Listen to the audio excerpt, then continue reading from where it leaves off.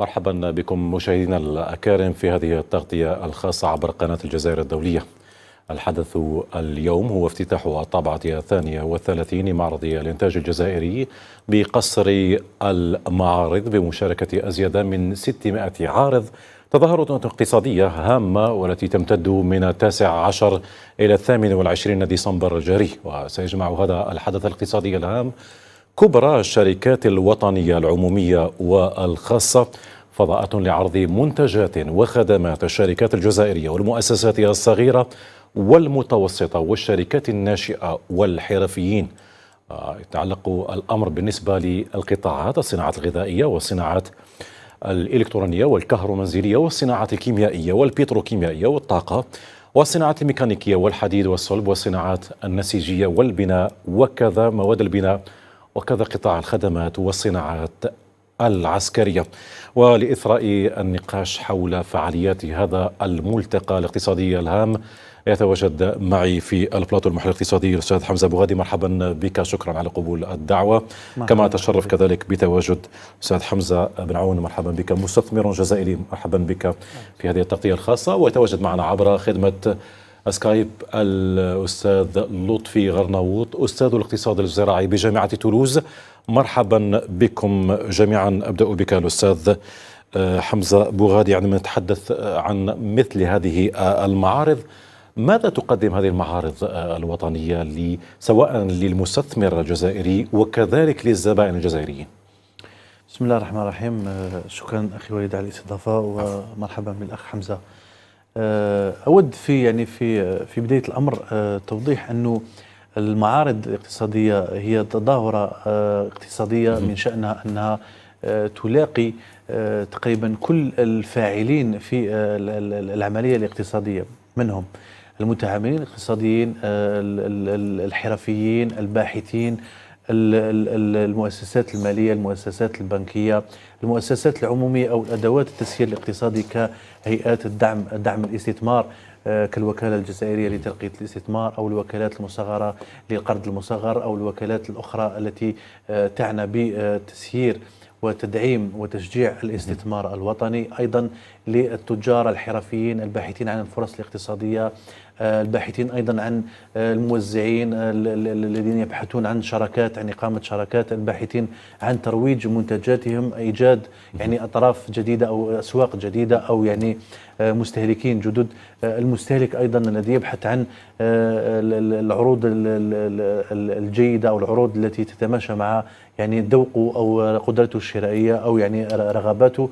لذلك هو سيتن كارفور أو ملتقى لكل تقريبا لكل الشرائح المجتمعية اللي من شأنها أنها تعطي دائما هذه الديناميكية، وتعطي دائما ديناميكية التجديد، بما أنه المعرض الإنتاج الوطني هو يجي مرة كل سنة، دائما في آخر السنة يكون هذا المعرض. لذلك هو فرصة أيضا للتجديد، أيضا للبحث دائما عن الارتقاء في المنافسة وتقديم الأفضل وتقديم الأحسن وتقديم كل ما يجود به أقسام التطوير والبحث في هذه المؤسسات، وأيضا حتى للمؤسسات الصغيرة، للتجار الصغار، حتى أيضا يلاقوا يشوفوا يلتقوا مع المستهلكين، ياخذوا الانطباعات تاعهم، الفيدباك، حتى يعرف أين وين راه يبحث عن الموضع تاعو أو موضع المنتوج تاعو، ممكن يستقبل حتى دراسة السوق كذلك. نعم، دراسات السوق، يستقبل مشاكل، يستمع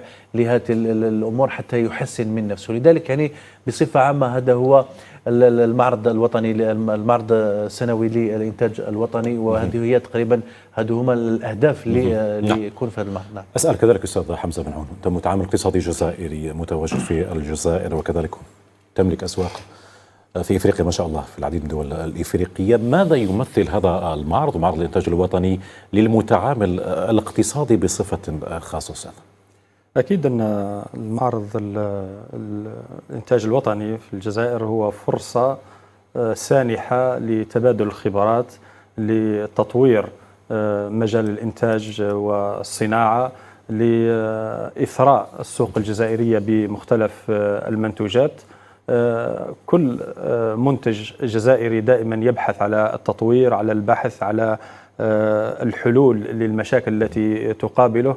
في الغالب أن هذه الحلول وهذا التطوير، المعارض الوطنية هي الفرصة له حتى يطور منتجاته، يطور طرق الإنتاج وخطوط الإنتاج، دمج التكنولوجيا والتقنيات الحديثة في الإنتاج.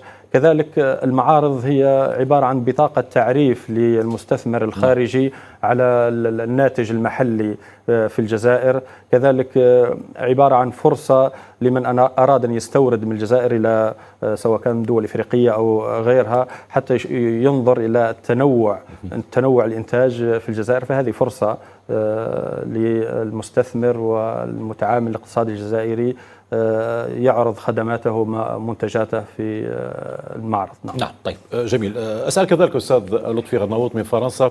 أستاذ لطفي، دائما نتحدث عن معارض وملتقيات من هذا الحجم، كذلك ما هي انعكاسات هذه المعارض على التنمية الاقتصادية في الجزائر بصفة خاصة، وخاصة وأن الجزائر هناك توجهات وبحث دائم عن تحسين الأداء الاقتصادي والنسيج الاقتصادي، ودائما الحديث عن الخروج من القطاعات الكلاسيكية النفطية، ودائما مسألة تنويع الاقتصاد دائما تطرح بقوة. حقيقة ما هي انعكاسات هذه المعارض على الاقتصاد الجزائري؟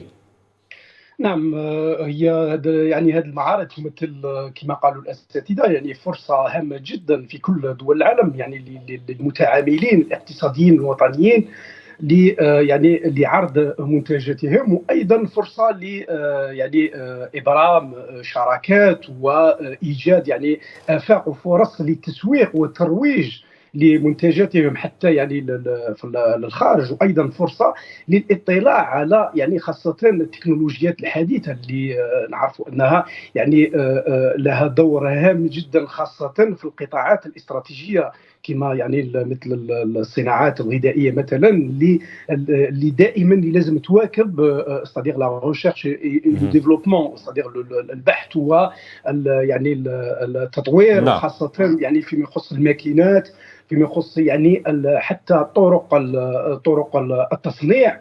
واليوم هذه يعني فرصه يعني للعديد من المتعاملين الاقتصاديين ايضا لعقد شراكات، نبقى دائما يعني في مجال استراتيجي كمجال الامن الغذائي، اللي نتحدثوا على الصناعات الغذائيه كجزء لا يتجزا خاصه في ظل التوجهات الحاليه.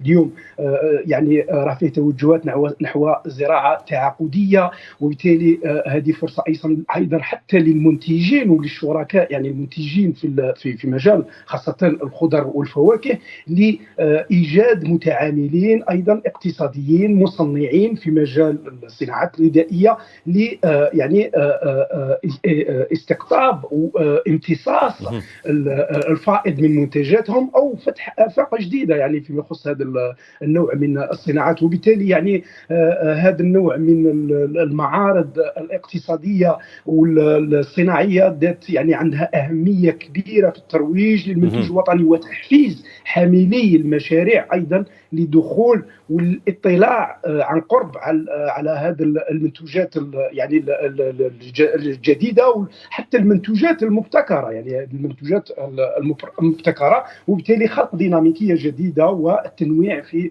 الاقتصاد الوطني اللي كما قلت اليوم الان استاذ يعني رانا في توجهات نحو تنويع الاقتصاد الوطني والخروج من الارتباط باقتصاد الريع.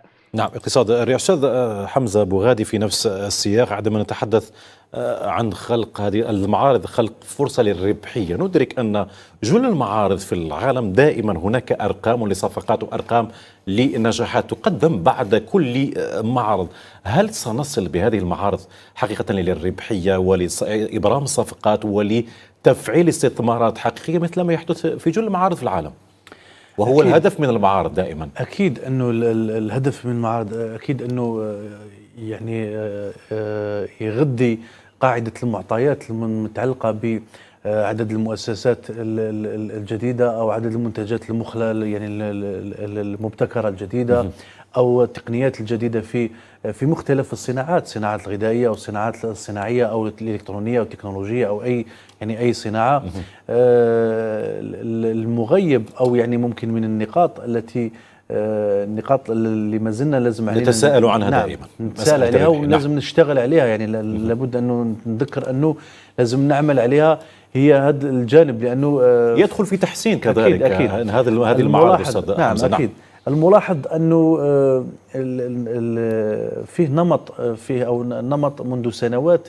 المعرض الوطني أو المعرض السنوي للإنتاج الوطني يعني يمشي بنفس من النمط الكلاسيكي. نعم أكيد. نمط الكلاسيكي التقليدي. نعم يمشي بنفس النمط، يعني يبدأ يفتح يكري الفضاءات للتجار أو للمتعاملين الاقتصاديين يستقبل الطلبات ويعني يشرف على لو بون ديرولمون أو يعني السيرولة الحسنة لهذا المعرض، وتنتهي يعني ينتهي المعرض بدون يعني أي توصيات أو أي ورشات يعني دي ديسكوسيون أو يعني ورشات للنقاش ما بين المتعاملين الاقتصاديين أو حجم الصفقات المبرمة أو حجم يعني المنتجات الجديدة أو يعني تقديم هي نقطة مهمة أستاذ حمزة. نتفق أن دائما تقدم أرقام مع نهاية كل معرض، مسألة إبرام صفقة، الربحية الموجودة في هذا المعرض، الاستثمارات، ماذا محاضرات كذلك داخل على هامش المعارض. دائما نتحدث عن ضرورة خلق الديناميكية الحقيقية لهذه المعارض في الجزائر أو في غير الجزائر. نعم يجب يعني هذه الملاحظات اللي رانا نقدموا فيها على يعني من أجل إدخال هذه التحسينات للمعرض الوطني. يعني نتكلم لك حتى ممكن التحسينات في الانفراستركتور أو في الهيكل القاعدية المتعلقة بالمعرض. نشوفوا الموقع تاعو في شرق الجزائر العاصمة. مازال يعني الكثير من التحديثات لازم تقوم حتى في المستودعات او حتى في هناك تحديثات في هذا الجانب. نعم ولكن يعني تحديثات جد متاخره. يعني نحتاج احنا الان فعلا. يعني الان نشوف نعطيك السياق العام. الان الدوله في ثوره حقيقيه، ثوره اقتصاديه حقيقيه. عندنا تقريبا 5 سنوات في إصلاحات يعني هيكلية من الكثير من لابد من حلقات تتماشى مع هذه الثروة. أنا قلت قبلا أنه حتى نصل بالسرعة اللازمة لازم توقيت العمل أو التوقيت الإصلاح التايمينج يكون بمستوى أفقي يعني على جميع المستويات. يعني فقط الدولة تقوم بما عليها في إصلاح الأدوات الاقتصادية، أيضا الذي لديه أي وتحديث كذلك الأدوات الاقتصادية. لديه أي مساهمة في هذا المشروع الاقتصادي لابد أنه يتحرك بطريقة أسرع في حتى يعني نوصل لهذه النتائج اللي نتمناها. نتمناها. كذلك أستاذ حمزة بن عون، عندما نتحدث عن هذا النوع المعارض، أثر أستاذ حمزة نقطة مهمة وأردنا الحديث عنها حتى نعطي أن هناك لابد تكون هناك مرافقة لحلقة مهمة، مسألة تحديث هذه المعارض مع طموحات الدولة الجزائرية في المستقبل القريب مثل ما هو موجود في العالم. خرجنا وشفنا معارض كذلك دولية دائما تتحدث عن أرقام كبيرة على هامش ختام كل معرض. ألا نتفق أنه الآن لابد من أن تواكب هذه المعارض طموحات الدولة الجزائرية والحكومة الجزائرية في الفترة المقبلة مع تحديثات تتماشى؟ من حقنا أن نشوف كذلك معارض كبرى، معرض إنتاج وطني كبرى تتماشى مع طموحات الدولة الجزائرية في المرحلة المقبلة وتبتعد عن الكلاسيكية نوعا ما. لا شك ما أشار الضيف الكريم الأستاذ حمزة أنه لابد من التحديث. لابد هذه المعارض ما تكونش معارض صورية كلاسيكية كما أشرتم. الحقيقة الفائدة من المعارض هذه أنها تكون عملية، أنها تكون معارض تخرج بنتائج فعلية. واعتقد ما فيش عيب ولا إشكال أنه نأخذ تجارب دول سباقة في هذا الميدان مثل الصين اللي هي أكبر نموذج صناعي في العالم. لو ننظر كيف تنظيم معرض الكانتون في غوانزو في الصين اللي هو أكبر معرض في العالم ورقم 1 في العالم، كيف طريقة تنظيمه، كيفاش الفعاليات اللي تكون على هامش المعرض، الورشات كما أشار الأستاذ اللي تكون على هامش المعرض، التوصيات، شاهدت العديد من الاهتمام كذلك. كان معرض موسيات في تركيا يتحدث عن 1 مليار دولار في ختام، يتحدث عن صفقات التي تبرم في هذه النوع المعارض. كذلك الشيء المهم اللي أعتقد أنه ينبغي أن يركزوا عليه وهو موجود، لكن أعتقد أنه يحطوا تحته 10 خطوط، أنه من جهة أنه فرصة للمنتج والصانع الجزائري أنه يعرض منتوجاته، أنه يتبادل الخبر، كذلك فرصة للإدارة المحلية أنها تتقابل وتتلاقى مع المنتجين وتنظر إلى انشغالاتهم، تنظر إلى العقبات والبيروقراطية التي تواجههم أثناء الإنتاج والصناعة وأثناء التسويق لمنتجاتهم العراقيل. هذه فرصة في المعارض هذه تكون على هامشها فعاليات، ورشات، حتى نشجعوا الصانعين، حتى نرفعوا الإنتاج المحلي خارج إطار المحروقات. واللي يعجبني جيدا أنه الشعار الذي وضع في هذا المعرض أنه الصناعة عماد السيادة.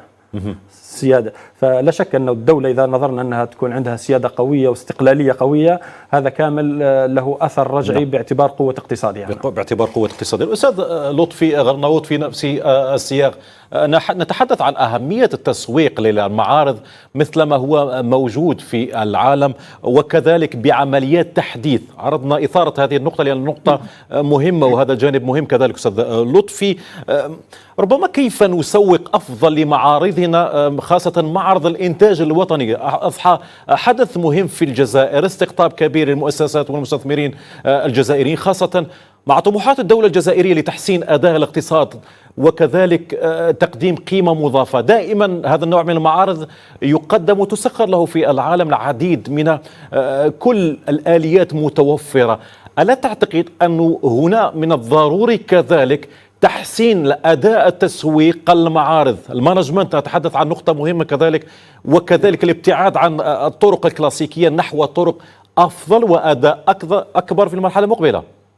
نعم وليد، هذه نقطة مهمة جدا. اليوم لازم تكون عندنا أدوات تقييم، يعني أدوات تكون فيه خلية تكون قائمة على هذا النوع من المعارض باش تكون عندها فعالية ويكون عندها يعني على الواقع الاقتصادي بشكل مباشر وبشكل فوري. لازم تكون فيه أدوات تقييم بعد نهاية كل هذا، يعني قبل أكيد وبعد نهاية كل يعني هذا النوع من التظاهرات. اليوم خاصة يعني نجاح أي تظاهرة من هذا النوع لازم يكون فيه إشهار، تحضير إشهار يكون كبير. يعني اليوم نحوسوا على نوعية الزائرين، خاصة الأكيد أنه فيه الكونسوماتور، يعني المستهلك اللي عنده الحق الآن الأكيد، وهي فرصة للمتعاملين أيضا للترويج لمنتجاتهم وتسويق جزء من منتجاتهم. لكن هي يعني نحوسوا ايضا على نوعيه الزائرين اللي تجيب على اهداف هذه التظاهرات. اليوم الهدف من هذه التظاهرات هو مثلا اليوم نتحدث لك على هذا الاشهار. اليوم ربما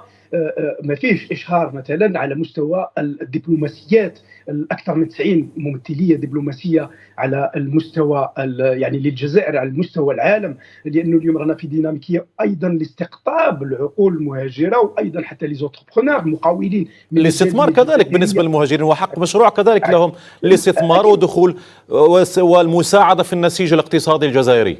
اكيد هما جزء لا يتجزا، يعني وراهم مستعدين يعني يجوا بالخبره تاعهم.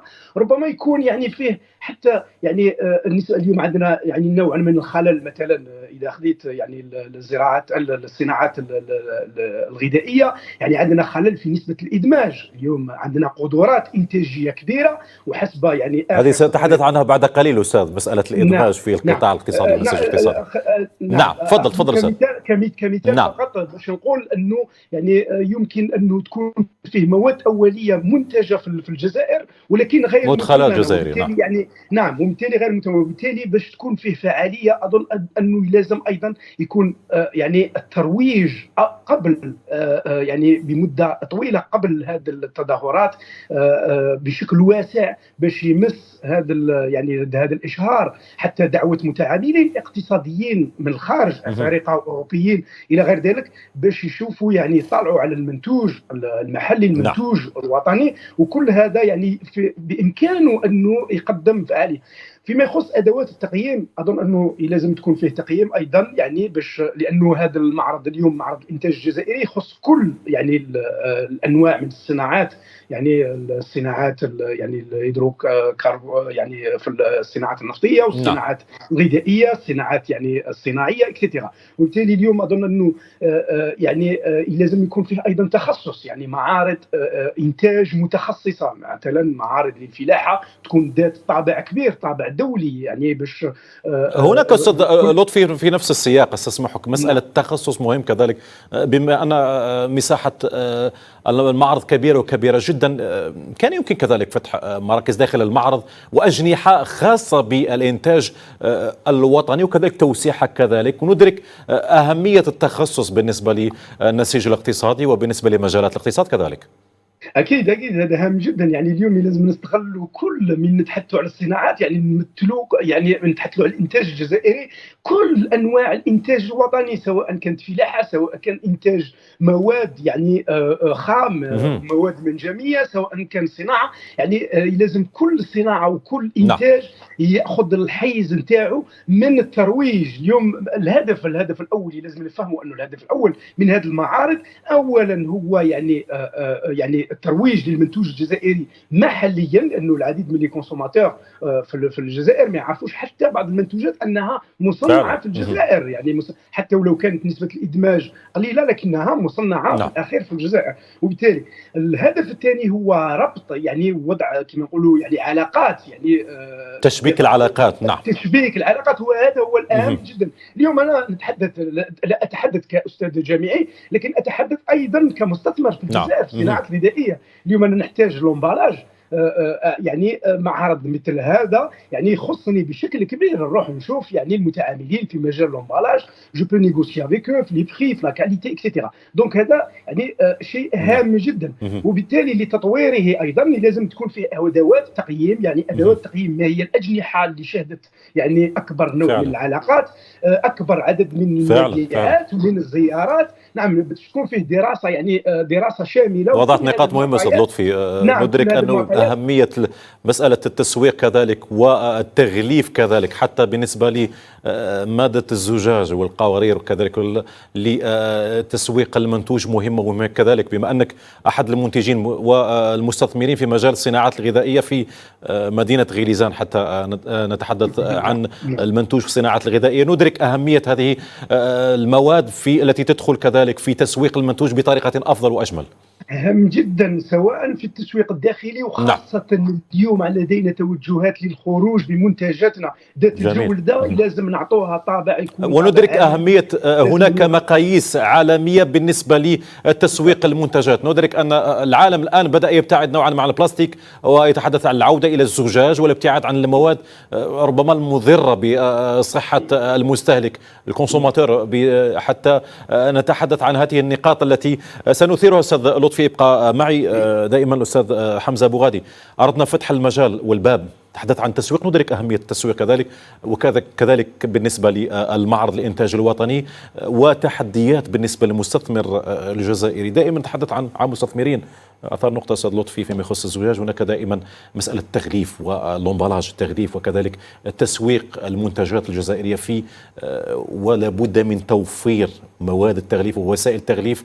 هناك تحديث بعض الشركات واكبت الخاصة واكبت مسألة التغليف، لكن يبقى التسويق وتغليف المنتج وتسويقه بطريقة أفضل نقطة نثيرها في هذا النقاش، لا نركز كذلك عليها، لكن من النقاط التي من تحديات المنتج الجزائري دائما مسألة تسويق منتج بطريقة أفضل. ندرك أهمية الصورة النهائية للمنتج في مواد أو في أشكال أكثر جمالية تجذب الزبون سواء في الجزائر وخارج الجزائر. أكيد يعني كاين مثل يقول لك التغليف أو نشتري التغليف قبل المنتوج، يعني قبل المحتوى.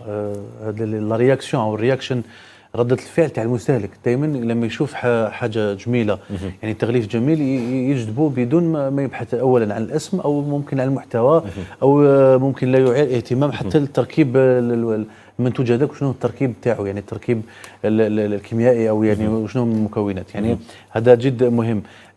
احنا شوف نعطيك يعني الأمر الملاحظ في الميدان، أنه تقريبا منذ في السنوات الأخيرة كثير من المنتجات الجزائرية قامت بتحسينات جد معتبرة على الجانب يعني الاتصالي والماركتينج والتغليف. أستاذ حمزة، حتى لا أقطع الحديث، أنتم مكتب دراسات كذلك، صاحب مكتب دراسات، ما هي الانشغالات في نفس السياق تحدث عن التغليف كذلك بالنسبة للمنتج الجزائري؟ ما هي تحدياته بصفة خاصة؟ سأعود إليك أستاذ حمزة لأن نقطة مهمة كذلك بما أنك في مواد التجميل والتنظيف كذلك. التحديات اللي في هذا المجال لما فتحنا يعني المجال التغليف والامبالاج، احنا الجزائر من اكبر المستهلكين للتغليف او الامبالاج، يعني اون جينيرال كرتون، بلاستيك، نيلون، يعني تقريبا كل انواع التغليف في افريقيا من بين اكبر المستهلكين، وكنا لوقت قريب كنا من اكبر المستوردين لهذه المواد. الآن في صناعات جزائرية ولكن لا تغطي الحاجيات. الآن عندنا سوق كبير تقريبا. نعطيك يعني بالتدقيق في 2 أو 3 سنوات زاد الإنتاج الوطني في كثير من المتعاملين الاقتصاديين جدد دخلوا للإنتاج، ولكن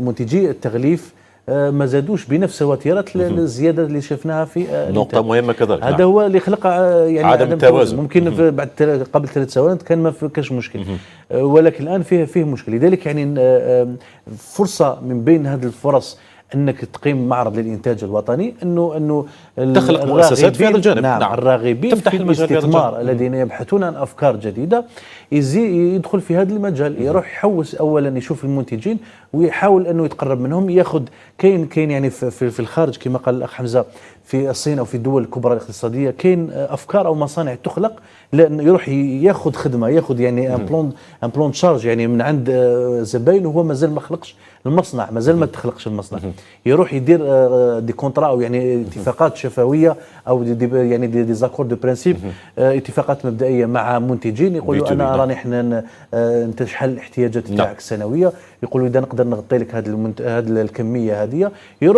يروح بعد يلونسي او يطلق مشروع الصناعي تاعو ويزود هذاك الصفقه هذيك يولي يزود فيها. يعني تقريبا حتى العمليه الاجرائيه في الاذهان لدى المستثمر الجزائري يجب علينا ان نعمل كما عملوا الناس وننجحوا. يعني هذا الامر ماشي عيب كما قال الاخ حمزه. ايضا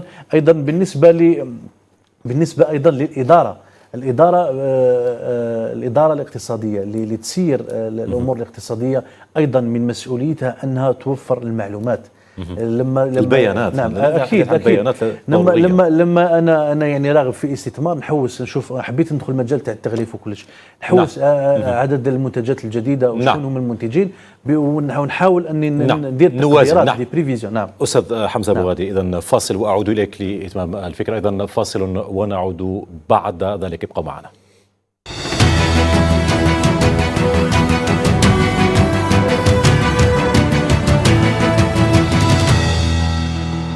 بكم مجددا مشاهدينا الأكارم في هذه التغطية الخاصة والتي تعنى بالمعرض الإنتاج الجزائري، والذي سيفتتح اليوم إلى غاية 24 ديسمبر المقبل.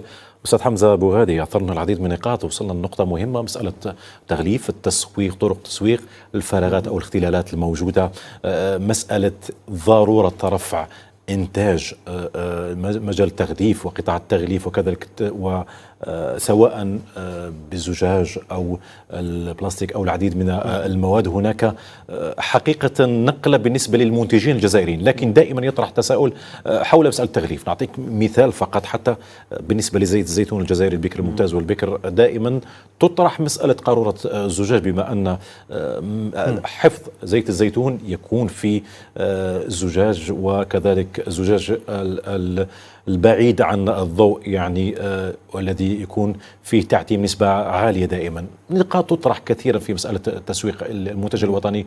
ألا تعتقد أنه مثل ما تحدثتم لابد كذلك من فتح المجال أو فتح المؤسسات أمام هذه الزاوية حتى يسوق المنتج الجزائري بطريقة أفضل وبتسويق أفضل كذلك؟ شوف نعطيك يعني نبسط لك الأمر. شوف، توفر المعلومة راح يعمل كأنك تعمل طريق للمستثمرين، تعمل طريق، وهذاك الطريق يديك وينك حابب توصل ببساطة. ما معنى ذلك؟ نعطيك مثال أنه حاليا في الصحراء الكبرى مشاريع كبرى في مجال الزراعة، الصوجة والكوزة وزيت الزيتون والقمح والكثير من المنتجات، اللالوفيرا اللي تدخل في المجال تصنيع المواد التجميل في الكوسميتيك. كثير من المشاريع راهي تطلق. احنا على سبيل المثال ساعدنا او يعني رافقنا الكثير من المستثمرين في هذا المجال. لكن الان لو نوفر انا ندير بزنس بلان او خطه عمل، يعني خطه عمل وطنيه. خطة عمل هذه وشنوها؟ الخطة عمل تعطي دائما تكون دورية، يعني في كل 3 أشهر، يعني ثلاثية أو سداسية، كل 3 أشهر 6 أشهر نحدث قاعدة المعطيات ونخليها اكسيسيبل لكامل لكل المستثمرين وكل المواطنين اللي يحب، للباحث للمستثمر. وش ندير فيها؟ ندير فيها عدد المؤسسات في منتوج معين اللي راهي اونكور، يعني راهي في لا رياليزاسيون، والاستيماسيون او الاستيميشن، يعني الاستيميتد تايم تاع وقتاش تدخل في حيز الخدمه. يعني قال في 2025 راح تبدا تنتج هذا، وهاوليك الكونتاكت تاعو، هاوليك شكون الفلان، وهاوليك مهمه قاعده العنوان تاعو. نعم، العنوان تاعو، هاوليك اسمه، روح اتصل به حاول تاخذ منه صفقه. قال يا فلان انت في سنه 25 راح تبدا تدخل، اسكو شفت لومبالاج، اسكو شفت، يعني هل يعني لقيت فورنيسور او ممون هذه الماده تقدر تعمل معه صفقه. يعني هذا مثال. شوف الطريقه العصريه في يعني في الاعمال. احنا هنا هذو الامور اللي راهم خاصيننا. لما نوفر المعلومه ونعمل خطه او مشروع، يعني مشروع الوطني لتحديث الاقتصاد، يكون بتوفير كل هذه المعلومات. ومن بعد وشنو المستثمر علاه. نعطيك فقط نقطه مهمه، انه نعطيك حاليا كثير من المصنعين الجزائريين يشوف منتوج راهو ناجح يروحوا كاع ليه، يروحوا كامل يخدموا فيه حتى يعني يغرقوا السوق كامل ويخسروا كامل. هذه من بين المساوئ انه ما يكونش المعلومات متوفره في الاداره الاقتصاديه. فعلا. استاذ حمزه بن عون، انت مستثمر في مجال مواد التنظيف والعطور كذلك ومواد التجميل، دائما نتحدث ندرك اهميه التغليف بالنسبه لشركه ومؤسستكم. ما هي النقاط والتحديات بالنسبه لمؤسستكم في هذا المجال؟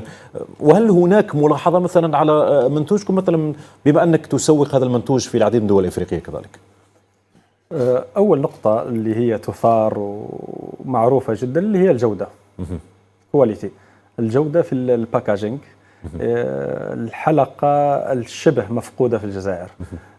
حقيقه فيه مؤسسات راهي تحاول التطوير في مجال التعليب والتغليف والباكاجينج، لكن ما زالت ما وصلت للمستوى المرغوب دوليا بالمعايير المطلوبه. الآن أول إشكال لما تجي تصنع منتج في الكوسميتيك أو غيره وتحب تصدره، طبعا أغلب الدول عندها معايير في الجودة حتى تستورد منتجك. الآن أول ما تشوف المعايير تشوفها في التعليب، في العلب، في التعليب، في الباكاجينج، في نوع البلاستيك، نوع الزجاج، نوع الورق، هل راح يصمد في أثناء التصدير وأثناء الشحن الجوي أو الشحن البحري أو ما شابه ذلك. هذا دائما العيب الموجود في المنتجات الجزائرية اللي هو الباكاجينج والضعف حق الكواليتي. في المواد الموجودة في العالم هناك تطبيقات على البيانات، تستطيع تصوير هذا التطبيق وتجد كل البيانات فيما يخص هذه المنتجات. هناك منتجين في الجزائر يعملوا بطريقة هذه، لكن دائما نتحدث عن تحديات مجال مهم مثل مجال التعليب كذلك. ضربت مثال بالزيت الزيتون. زيت الزيتون بلادنا رائدة في الإنتاج وإنتاج هذه المادة وبمعايير بالنسبة للمادة خام، معايير عالمية. نروحوا كيفاش تعلب زيت زيتون في القارورة الزجاجية اللي تكون فيمي خضراء فيمي أو ما شابه ذلك بالمواصفات المطلوبة في أمريكا أو في أوروبا وما شابه ذلك. كذلك نعم. نلقوا أنه الباكاجينج والامبلاج غير موجود بالمواصفات المطلوبة دوليا في الجزائر. تروح تستوردها من إيطاليا، بعض الدول، فرنسا، تركيا وغير ذلك، حتى تونس نعم، حتى تملي زيت زيتون باش تصدره. هل خط الإنتاج، هل التكنولوجيا باش نصنعوا زجاج فاخر عالي الجودة، باكاجينج وعلب، ولو علب بلاستيكية عالية الجودة، شيء صديق للبيئة، هل هو مستحيل؟ ما هوش مستحيل. لابد نركزوا على الاستثمار في المجال هذا، يعني الاستثمار والصناعة في مجال العلب والتعليب بجودة عالمية، نقل التكنولوجيا ونسخ التكنولوجيا الصينية وغيرها في الجزائر حتى نطوروا هذا المجال الباكاجينج والتعليب. أعتقد أنه يجب التركيز فيه، لأنه أي منتوج مهما كان منتوج مليح إفيكاس عالي الجودة كذا، لكن إذا كان الباكاجينج خايب كما نقول احنا في الجزائر ما درنا والو. خلينا نسأل كذلك الأستاذ لطفي غرناوط، وكذلك نقطة مهمة ويتحدث عنها دائما بأنك أحد المستثمرين في هذا المجال، في مجال الكومبوت بالنسبة للتفاح وللعديد من الفواكه في الجزائرية. أستاذ لطفي، عندما نتحدث عن التسويق خلقنا ربما فتحنا الباب أمام هذا المجال، بما أن هناك مستثمر وصاحب مكتب دراسات كذلك في الجانب هذا. الحلقات مهمة جدا حتى ننتظر المستثمر في هذا المجال. دائما نتحدث عن جودة المنتوج وتسويقه بطريقة أفضل.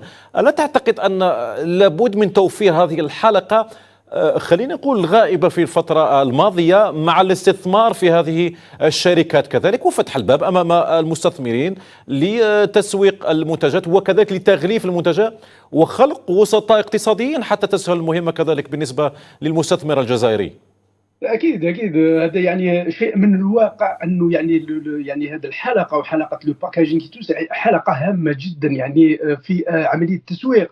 اليوم مثلا نعطيك مثال بسيط جدا، للاسف عندنا دي برودوي دو نيش، باغ اكزومبل لا دات الجيريان، عندنا التمور الجزائريه اللي اجود تمور في العالم الكل يعرفها. اليوم نشوف يعني لو باكاجينغ تاعها اللي رايح للتصدير لا يرقى للجوده العالميه لتمورنا الجزائريه. من هذا المنبر ادعو المؤسسات اللي قائمه عليها انها يعني الغاجوت مام 1 دولار ولا 2 دولار دانفستيسمون في الباكاجينغ، لانه هذا برودوي دو نيش راه رايح لمستهلك واضح باين اللي رايح يجي يشري التمر، مش 1 اورو ولا 2 اورو اللي راح الفالونبيشي دو لاشتي. للاسف نشوف منتجات دول ما تنتجش التمور، يعني تستورد التمور على شكلها خام، تعلبها في تعليب يعني لا يرقى. التعليب نتاعنا اليوم اظن انه لازم يكون عندنا انفستيسمون.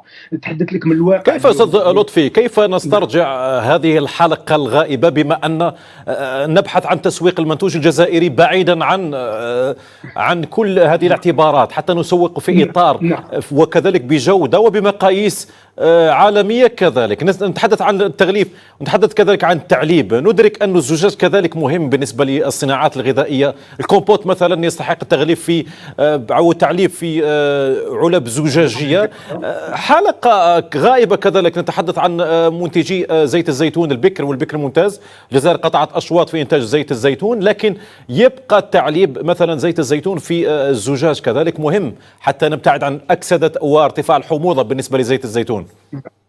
نعم اكيد هام جدا. وايضا يعني من نتحدثوا على الزجاج ما يكونش عندك قالب واحد، لازم يكون عندك العديد من القوالب. كل يعني كل مستهلك يجد نفسه ايضا باش يكون الباكاجينغ يعني عالي الجوده باش نكونوا كومبيتيتيف، صديق تنافسي نعم. في الاسواق الخارجيه. اليوم نتحدثوا على الزجاج مثلا كانت عندنا مؤسسات عموميه يعني اللي انطلقت خاصه في بدايه الثوره الصناعيه، بين قوسين نقولوا ان عاشتها الجزائر في السبعينات. كانت مؤسسات عموميه خاصه للزجاج في شلف، في العاصمه، في وهران كذلك.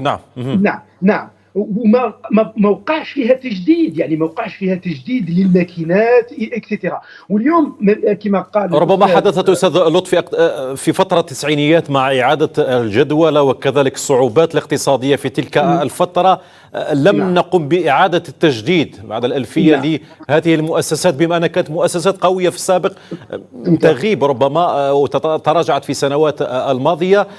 الا تعتقد انه حان الان الوقت كذلك لاعاده اعتبار المؤسسات العموميه الجزائرية وفتح المجال أمام المستثمرين الخواص أو شراكات أجنبية كذلك، بما أن هناك إرادة سياسية حقيقية. الرئيس سيد عبد المجيد تبون تحدث عن ذلك، عن ضرورة تسويق المنتوج الجزائري كذلك بجودة أفضل، ووضعت كل الآليات الآن أمام المستثمرين سواء القطاع الخاص أو العمومي عن طريق قانون الاستثمار يسمح كذلك بالاستثمار في العديد من المجالات.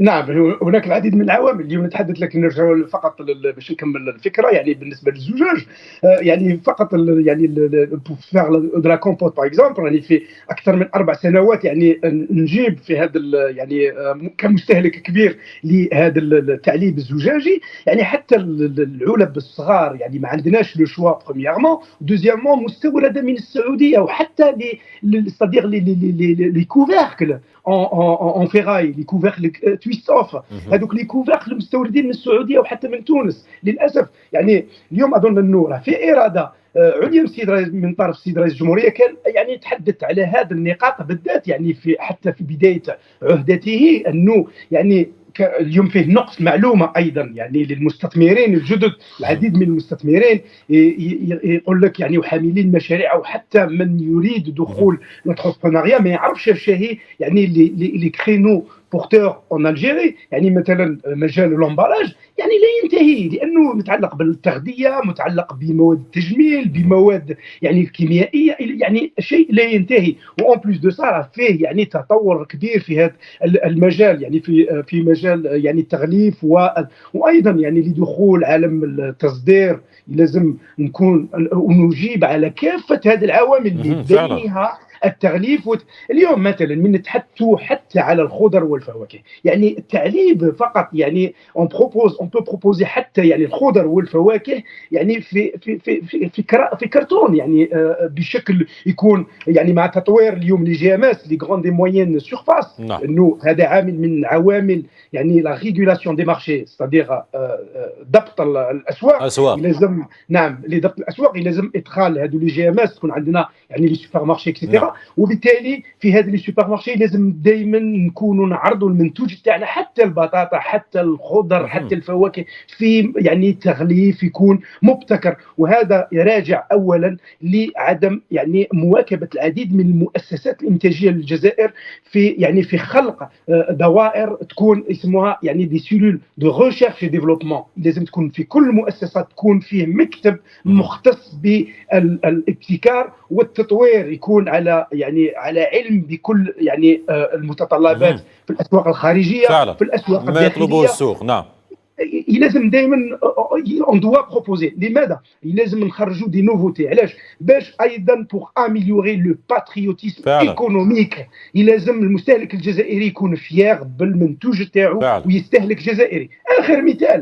اخر مثال كانت يعني بعد واحد اون كريم اتارتيني يعني اللي عملت انباز عالمي، ما كاش اللي حط نقطه سيئه او نقطه سوداء على لومبالاج، لانها يعني كان امبالاج تغليف عالمي، لا بريزونطاسيون دو نوتر برودوي كان عالمي دو جوده عالميه. نروحوا نشوفوا ديريكت المذاق، احنا نشوفوا مباشره للجوده. وبالتالي باش وهذا ايضا يعني نداء للمستثمرين في الجزائر انه نحن بحاجه لهذه الحلقه والتركيز على هذه الحلقه كذلك. نعم، هام جدا. هام جدا. استاذ حمزه بوغادي، في نفس السياق نناقش نقطة بنقطة حتى نعرف الخلل، وحتى كذلك نعدل أو نحسن من أداء المنتوج الجزائري. الرئيس الجزائري تحدث دائما عن ضرورة تحسين المنتوج الجزائري وعن وضع آلية الدولة أمام المستثمرين الخواص كذلك لتطوير المنتوج الجزائري ودعم المؤسسات العمومية. يبقى إطار مهم وحلقة مهمة. ما هي تحديات المنتوج الجزائري؟ هل يختلف التحدي من منتوج إلى منتوج أستاذ حمزة بوغادي؟ وكذلك نقاط يتحدث عنهم أستاذ لطفي. دائما مسألة هذه العوارض النازلة وهذا التطور، لابد المستثمر كذلك والرجل الأعمال الجزائري يدرك ما هو موجود في السوق العالمية الآن. أكيد، يعني فيما يخص البحث والتطوير احنا لدينا كثير من المؤسسات. شوف، ينقصنا جانب التنشئة أو جانب ثقافة الأعمال. هو يعني حلقة أيضا من الحلقات المغيبة لدى المستثمر الجزائري عموما.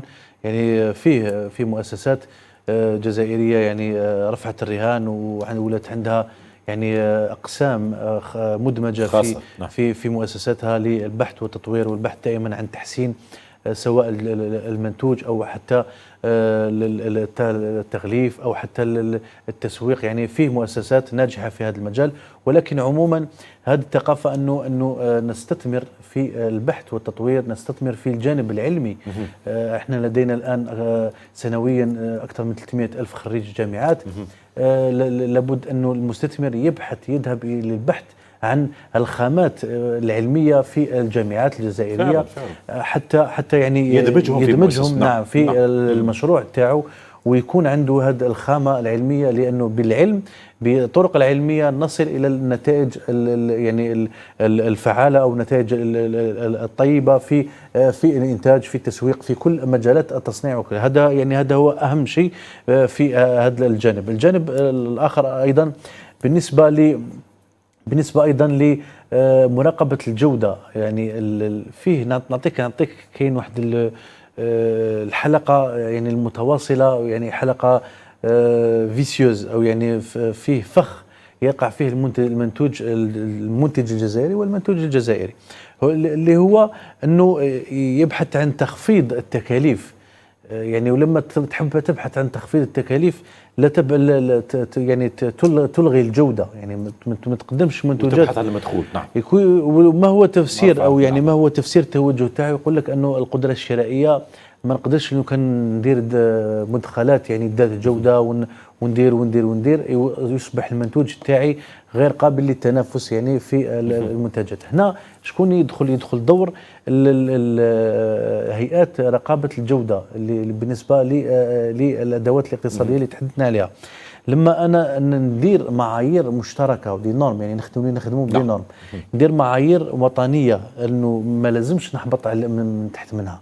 يعني نسبه السكر في المنتوج الفلاني، نسبه الكذا في فلاني، نسبه النترات او الاسيد او الحمض الفلاني او الماده الفلانيه، ما لازمش يعني نكون صارم في هذا المجال. وش راح يصير؟ انه المنتجين راح يولي لزاما عليه انه يذهب للعمل بطريقه جوده ويدخل ويكون المنتجات تاعو ذات جوده. وش راح يعاود يوليك بتاثير ايجابي على الصحه العموميه. شوف احنا يعني في 20 سنه الاخيره لو تشوف تقارير وزاره الصحه عن ارتفاع مرضى السكري ومرضى القلب وكل ما يتعلق بهذا لا كونسوماسيون اكسيسيف او الاستهلاك المفرط للسكر على سبيل المثال. تشوف ان التاثير وتشوف ايضا الخزينه العموميه كم هي مرهقه من هذه التبعات، يعني تبعات الصحه العموميه، لانه الدوله تاخذ على اعتقاء الصحه العموميه والدواء ويعني الاعانات الاجتماعيه في هذا الجانب. يعني لانه تشوف الان النظره يعني تقريبا نظره شامله. وايضا في السبيل الان عندك مشروع انه نذهب الى غزو او الى الدخول الى الاسواق العالميه او يعني كونكتي او يعني تواصل مع الاسواق العالميه. عندنا طموح كبير، لابد من التكيف مع الوضع الجديد. نتكلم في ذكر الاخ لطفي المنتوج الجزائري اللي عمل ضجه في فرنسا، وبعدين لقى مشاكل ومنعوه من التصدير لانه دخلوا له قالوا له مكونات الحليب ما الحليب هذه ما هذه. هذا علاش راجع؟ لانه المنتوج الجزائري ما فيش مشكل، هذاك المنتوج نجح، ولكن لازم نعرف انه الخارج راه ما يقدرش يتقبل انه دولة كالجزائر تولي منتجة واصبحت منتجة واصبحت عندها منتجات. يبدا دائما يبحث عن اكيد السلبيات. انت يعتبرك دائما سوق ابدي، انت سوق ابدي، لا ما لازمش تخمم ولا لازمش تفكر وما لازمش تخلق صناعات، لازم دائما تقعد تشري عندي وانا المنتوج تاعي يتباع وهكذا. لذلك يعني هاو المنطق انه باش نروح انا لتنافس ونفرض المنتجات تاعي، العمل راح يكون بطريقه علميه، ونعتمد على الكفاءه تاعي الداخليه، نعتمد ايضا على المعلومه، نوفر المعلومات الكافيه، يكون في تكافل اقتصادي ما بين الاداره الاقتصاديه والمتعامل الاقتصادي. ايضا نحاول انه نستلهم من كامل المقومات الطبيعيه، لانه انا كجزائر عندي ممكن منتجات او عندي خامات لدوله اخرى راهي تنتج في هذاك المنتوج ولكن ليس لدي الخامه. انا عندي الخامه، معناتها لو كان نحسن وندير نضيف يعني قيمة مضافة في هذه الخامة المعينة ونحسن هذا الإنتاج والتغليف وكذا وكذا وليشان دو فالور، راح نولي نفسك في المنتوج تاعك اللي عندك في عقر ديالك. نعم.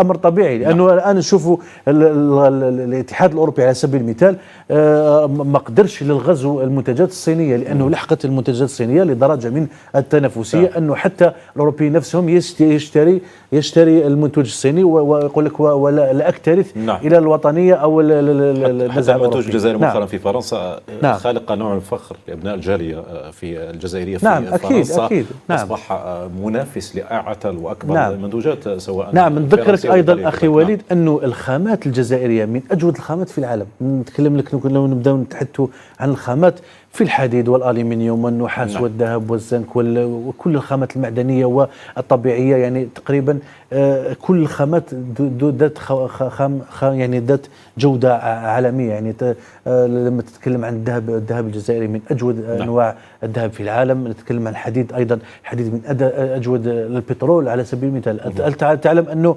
الكثير من الدول البترولية نفطية تشتري البترول الجزائري وتمزجه مع البترول حتى ترفع من الجودة.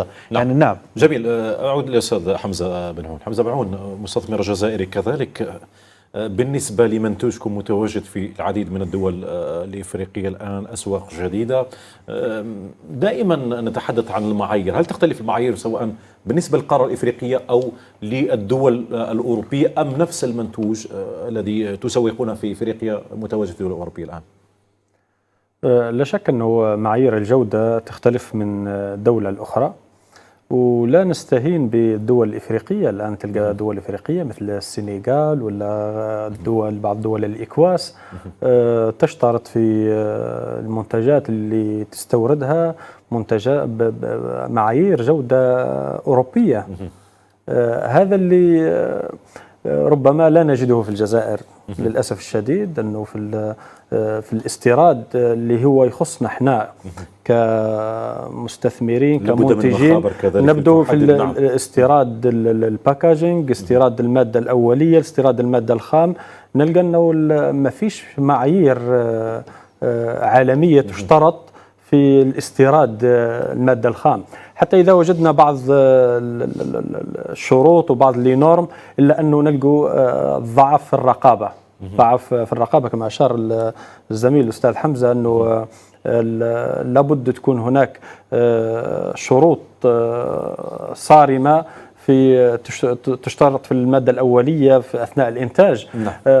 نلقوا هذا في وزارة التجارة في الحقيقة. لو دخلنا إلى الموقع سيت ويب في وزارة التجارة أو في وزارة الصناعة راح نلقى النورم اللي هي تمنع المادة الفلانية أو تمنع البروسنتاج تاع المادة الفلانية تكون أكثر من غير من كذا، لكن الرقابة غائبة تماما على المصانع، على المنتجين في أثناء الصناعة، ولهذا تخرج لنا بعد ذلك البرودكت ضعيف في الكواليتي اللي بعد اللي راح يضر المستهلك ويضر الأسواق. نعم. أستاذ لطفي غرناوط، في سياق آخر خليني نخرج شوية من الحديث عن الجودة والحديث عن هذه النقطة التي أثرناها في هذه التغطية الخاصة. نتحدث عن المؤسسات الجزائرية الخاصة. ربما كيف نخرج حقيقة من المؤسسات العائلية نحو مؤسسات برأس مال كبير وكذلك بسقف طموح كبير وباستثمارات كبيرة كذلك؟ لتطوير هذه المؤسسات يعني هذا يمر بمراحل، ويلزم له يعني توفر العديد من العوامل. يعني من هذه العوامل يعني لازم يكون الاكيد هو التسويق. يعني من يكون فيه تسويق ويكون فيه ماده اوليه ابوندونت كاع يعني كل طول السنه، يكون فيه انتاج، الاكيد انه تكون فيه بيان سور يكون تسيير حسن للمؤسسات، يعني تسيير جيد للمؤسسات. ان فيت هو العديد من العوامل. اليوم اذا اردت يعني تطوير منتوجك يعني الاجابه عن مثلا اذا شفنا اي منتوج غذائي مثلا اللي شهد نجاح في السوق الوطنيه، يعني الطلب راهو كبير، وبالتالي اذا كان الطلب راهو كبير. لازم المؤسسه تكون قادره انها تواكب هذا الطلب اللي يكون كبير، وبالتالي لازم يكون عندها اون تريزوري امبورطونت، وفي السوق يقابلها في السوق يعني ايضا حتى يعني تكون فيه آلات اللي يمكنها تطوير هذه الانتاجيه. اليوم شفت اخر تقرير لواناس في الجزائر، يعني الديوان الوطني للاحصائيات هذا الشهر، فيما يخص المؤسسات الانتاجيه. يعني العديد من المؤسسات الانتاجيه رغم انها يعني الامبوشي وظفت العديد من العمال، لكن القدره الانتاجيه تاعها ما بقات نفسها. لكن العديد من المؤسسات الاخرى او باقي المؤسسات اللي استثمرت في آلات جديده وجدت الآلات نتاعها، يعني كان فيه استثمار، جدت آلات تحديث. نعم تحديث الآلات فيه، يعني الانتاج ارتفع بشكل كبير، وبالتالي يعني هذا عامل هام جدا. اليوم المؤسسات الصغيره هي يعني او المتوسطه والصغيره هي اساس الصناعات الغذائيه في العديد من دول العالم، وخاصه في الدول الاوروبيه. اذا تحدثنا على ايطاليا مثلا، يعني اكثر من 90% من حتى اقتصادها يعتمد على الصناعات الغذائيه. فرنسا مثلا، وفي هذه المؤسسات الاقتصاديه يعني في الصناعات الغذائيه مثلا تعتمد على المؤسسات المصغره خاصه مصغرة. لكن فيه تسهيلات يعني وصول. سبقتنا أستاذ لطفي للسؤال، لأنه السؤال موجود كذلك في هذه التغطية الخاصة، خاصة بالنسبة للشركات المناولة، الشركات المؤسسات المصغرة التي تتواجد في النسيج الاقتصادي للمؤسسات الاقتصادية في الصناعات الغذائية. دائما هذه الحلقات غير موجودة. كيف نراهن على تحسين أداء مجال الصناعات الغذائية بتحسين شركات المناولة والمؤسسات المصغرة، بما أن ربما رأس مال يكون أقل من الصناعات، من المؤسسات الكبرى والشركات والمصانع الكبرى؟ كيف نملأ هذا الفراغ؟ يعني هو يعني فيما يخص الصناعات الغذائيه فيه عديد من المجالات. يعني هناك تحويل يكون تحويل بسيط مثلا، يعني لا يحتاج لمؤسسات كبرى، يعني يمر فقط بحلقه واحده سواء المؤسسه المصغره او يعني بحلقه انتاج تكون عبر المؤسسه المصغره او مباشره عبر المؤسسه الكبرى. ولكن هناك مجالات التحويل يعني تحتاج لهذه المناوله، وبالتالي هنايا يعني هذا يعني راجع دائما، يكون راجع ل يعني القرارات اللي تاخذها المؤسسات الكبرى، وليس بيد المؤسسات المناوله. مثلا تحدثوا فقط على العصائر، هناك العدد من المؤسسات المصغره تقدم يعني تقوم بتحويل يعني الحمضيات في الجزائر وتحويلها الى عصائر، وتتوقف هنايا يعني يتوقف فقط هذا في مجال يعني التحويل. هناك ايضا مجال الخدمات، يعني مجال الصيانه، مثلا مجال الابتكار، مجال التغليف مثلا في المناوله. لكن هناك العديد من المؤسسات الكبرى في الجزائر مثلا اللي تعد على الاصابع، اللي يعني هي لها دور كبير في الاقتصاد الوطني.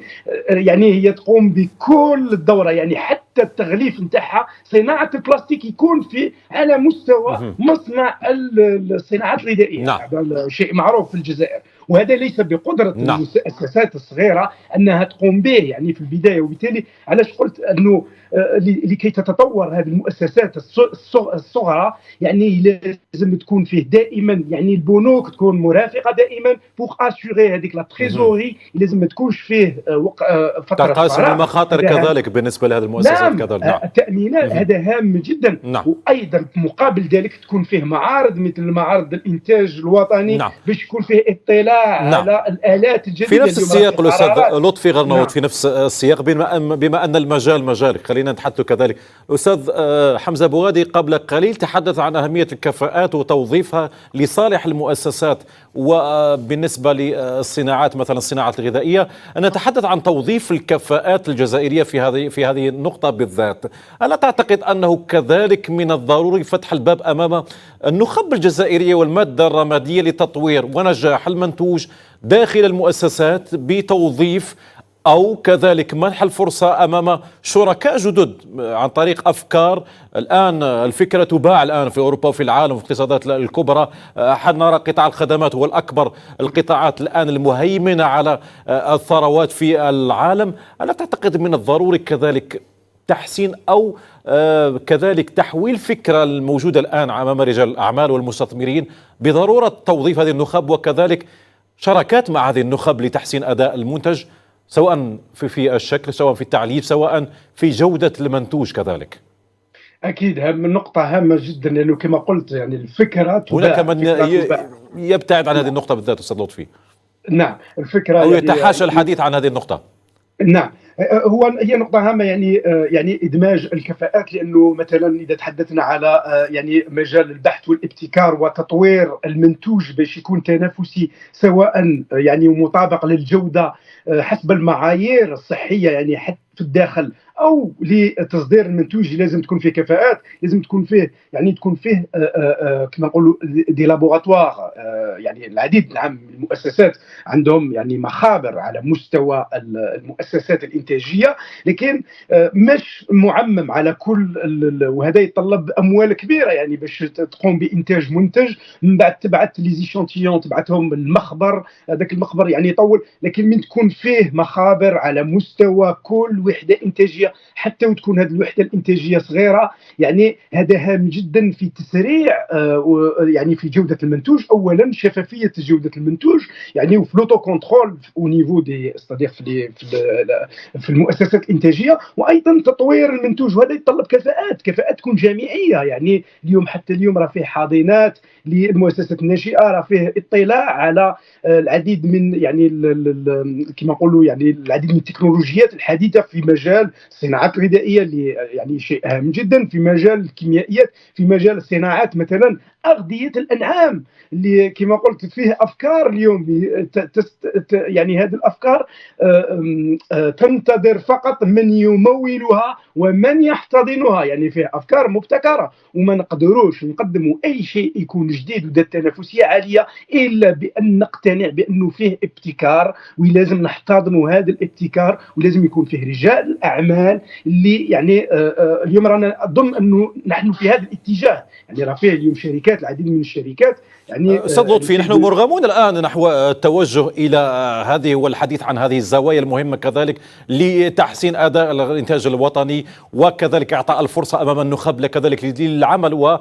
وللمشاركة في وضع هذه الأسس المستقبلية كذلك بالنسبة للإنتاج الوطني، عن طريق مثلا ربط الجامعة بشكل يكون يعني اليوم راه فيه نعم يا une volonté claire de la part c'est-à-dire des pouvoirs publics، يعني نظرة واضحة، يعني فيه إرادة. والآن أستاذ لطفي حتى أضعك في الصورة كذلك، نعم هناك لقاءات كذلك وملتقيات سواء وإشراف الجامعة الجزائرية وزارة التعليم العالي ومع الستارت اب والمؤسسات الناشئة، الفرصة كذلك أمام الشباب الجزائري لتقديم هذه الأفكار كذلك، وهناك ملتقى إفريقي تحتضنه الجزائر سنويا للمؤسسات الناشئة، ونلتقي كذلك بهذه الطاقات الشبانية، حتى هناك من ينتدب هذه الطاقات الشبانية لصالحه في الدول الأجنبية بأفكار، وتباع الأفكار الجزائرية لصالح الشركات الأجنبية كذلك. وليد ما ننساوش فقط يعني نقطة هامة، نعم أيضا ما ننساوش يعني يعني حجم الكفاءات اللي عندنا في الجالية الجزائرية، رانا نقوموا يعني عبر كل الممثليات الدبلوماسية هنا في فرنسا، يعني بورشات خاصة في يعني منذ سنتين، بورشات كبيرة ويعني متكررة نعم. للتحسيس بالمناخ يعني الاستثماري في الجزائر، ويعني تحسن المناخ والتحفيزات ايضا. ما ننساوش انه لازم علينا يعني من نشوفوا يعني بعض الطاقات الشبانيه هنا، بعض الابتكار في كل مجالات. يعني اليوم انا متخصص في الانتاج الحيواني والانتاج يعني وفي الزراعه، لكن من نسمع يعني العديد من الشباب الجزائري هنا اللي عندهم يعني يعني العديد من سنوات كبيره من الخبره وشهادات جامعيه وابتكارات في مجالات اخرى، ومستعدين باش يدخلوا الخبره تاعهم المنتجات تاعهم.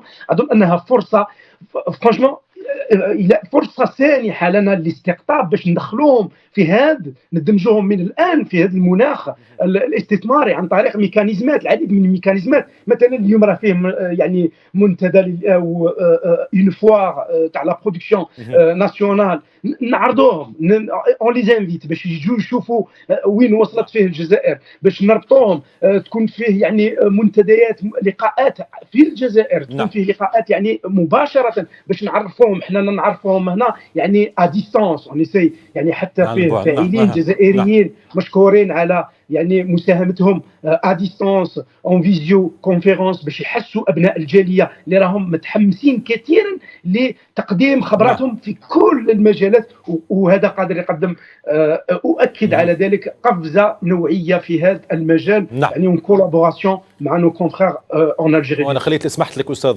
لطفي نعود بالحديث بالتفصيل عن هذه النقاط، بما ان هنا هذه السانحه نستغلها كذلك لسماع افكار النخب الجزائريه في هذا البلاطو، وكذلك استاذ حمزه بوغادي واستاذ حمزه بن عون نتحدث عن الاقتصاد الجزائري ونتحدث عن هذه الجزئيات المهمه. ربما علينا الان الا نغفل عن هذه الجزئيات، اذا كان مرافقه النخب الجزائريه مهم ومهم كذلك في الفتره المقبله، كذلك في هذه الاثناء اذا يصل الرئيس الجزائري عبد المجيد تبون الى قصر المعارض الصنوبر البحري للاشراف على افتتاح الطبعه 32 لمعرض الانتاج الجزائري. الرئيس الجزائري كان في استقباله لدى وصوله وزير التجاره الخارجيه وترقيه الصادرات ووزير التجاره الداخليه وضبط السوق الوطنيه ووالي ولايه الجزائر ومنتخبين محليين ورئيس مجلس التجديد الاقتصادي اذا والجزائري. اذا أجدد رئيس الجزائري السيد عبد المجيد تبون يصل في هذه الأثناء إلى قصر المعارض الصنوبر البحري للإشراف على افتتاح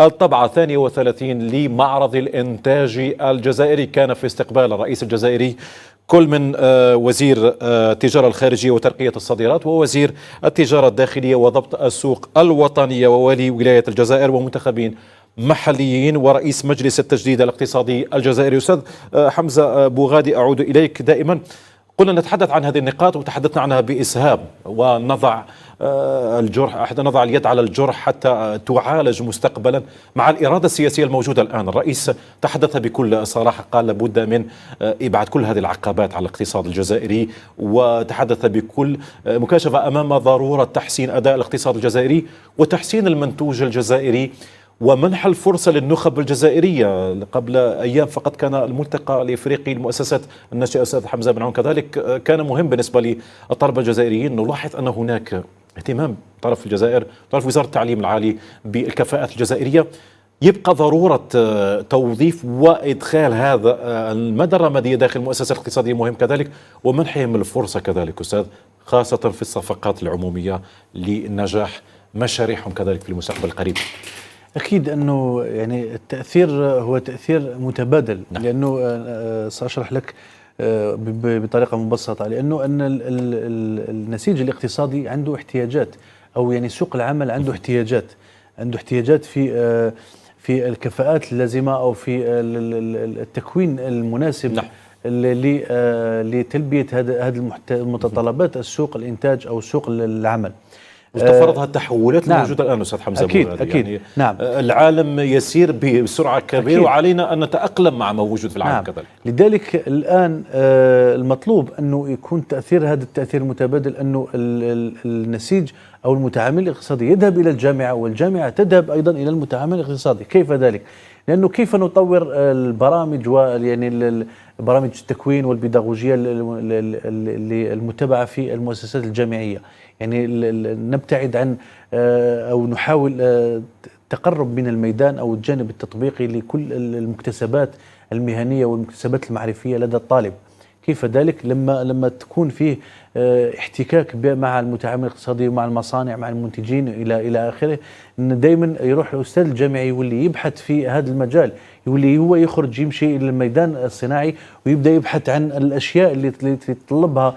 لذلك يعني نلقاو أنه في كثير من المرات أنه يشتكون المتعاملين الاقتصاديين، يشتكون يقول لك أنا نجيب انجينيور مهندس ونجيب ماستر 2 ماستر كذا دكتور كذا في مجالات معينة، ولكن لما يجي يقابل الماكينات أو يقابل الحال الجو الحقيقي تاع العمل، تلقاه في الكثير من النقائص ما عندوش، أو يعني صعوبة التكيف والتأقلم السريع مع هذا الجو. لذلك يعني هذه هي الحلقة، يجب الربط أو التأثير يكون تأثير عكسي، والتعاون حتى تهيئة نعم. الظروف الملائمة لهذا المهندس أكيد كذلك ضرورية. أستاذ حمزة. نعم. نتكلم عن لابد أن نتحدث. نعم. نتكلم في الجامعات وفي المؤسسات الجامعية ومؤسسات البحث العلمي، ونوجه رسالة لوزارة التعليم العالي. يعني حتى المشكل له ليس في الإمكانيات، لأنه الدولة توفرت كل الإمكانيات لوزارة التعليم العالي. المشكل يكمن في تغيير الادوات وتغيير الطريقه واعتماد المناهج. نعم، اعتماد المناهج اللي تعتمد عليها في الدول المتقدمه.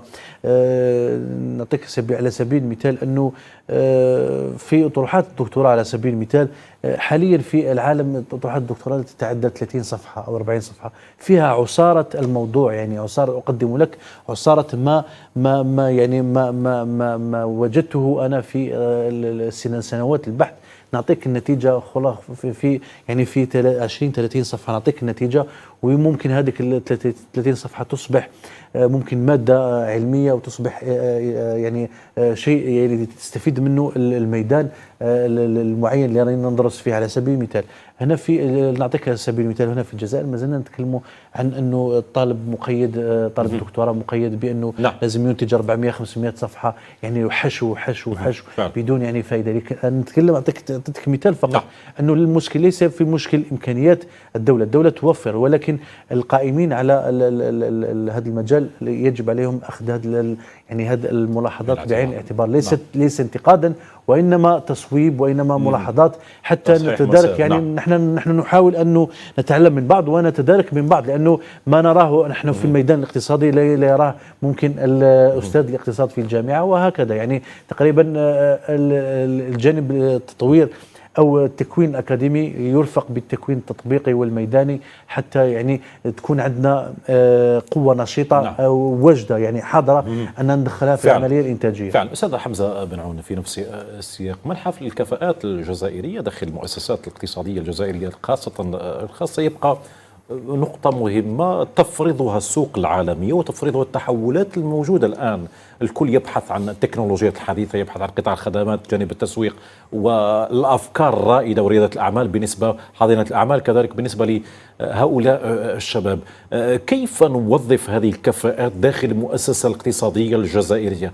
دائما نطرح التساؤل، ربما هناك من يتحفظ من أصحاب رجال الأعمال على مسألة توظيف الكفاءة الجزائرية ووضعها في المناخ الملائم داخل الشركة والمؤسسة الخاصة، وانتظار نتائج بعد 2 أو 3 سنوات. دائما نبحث عن النتائج الفورية وعن من يخدم المجال الاقتصادي في ظرف وجيزة. لا تعتقد أنه مسألة التوظيف مهمة كذلك داخل المؤسسة الاقتصادية الخاصة بصفة خاصة؟ أي مستثمر خويا وليد، أي رجل أعمال، أي شخص حاب ينجح في مشروعه في البزنس نتاعه، أكيد راح يخلي مصلحة وقسم في المؤسسة نتاعه خاصة بالابتكار والتطوير. لا شك. ربما أستاذ في هذه النقطة أستاذ حمزة تبقى مسألة التوظيف أو الجانب الابتكاري في المؤسسة العائلية ربما صعب جدا مقارنة بمؤسسة مصاحبة رجل أعمال فقط. دائما المؤسسات العائلية تخلق لك هذه المشاكل بالنسبة للكفاءات الجزائرية أو النخب في مسألة ريادة الأعمال والابتكار كذلك. النجاح خويا وليد مربوط بالابتكار وبالكفاءة. النجاح على المدى البعيد، إذا حبيت نجاح في البزنس على المدى البعيد، قرار واحد كذلك داخل المؤسسة. أكيد، حتى لو كانت شركة عائلية، مؤسسة عائلية تعاونية وغير ذلك، فيها مجلس إدارة، فيها رئيس مجلس إدارة، فيها قرارات راح تؤخذ من الطرف الواحد، وإن كان البقية راح يكونوا اتباع كاستشارة أو موافقة، ولكن أكيد فيه سيد قرار في الشركة. وإلا ما أصبحت كما نقولوا في المانجمنت والتسيير في مسار صحيح.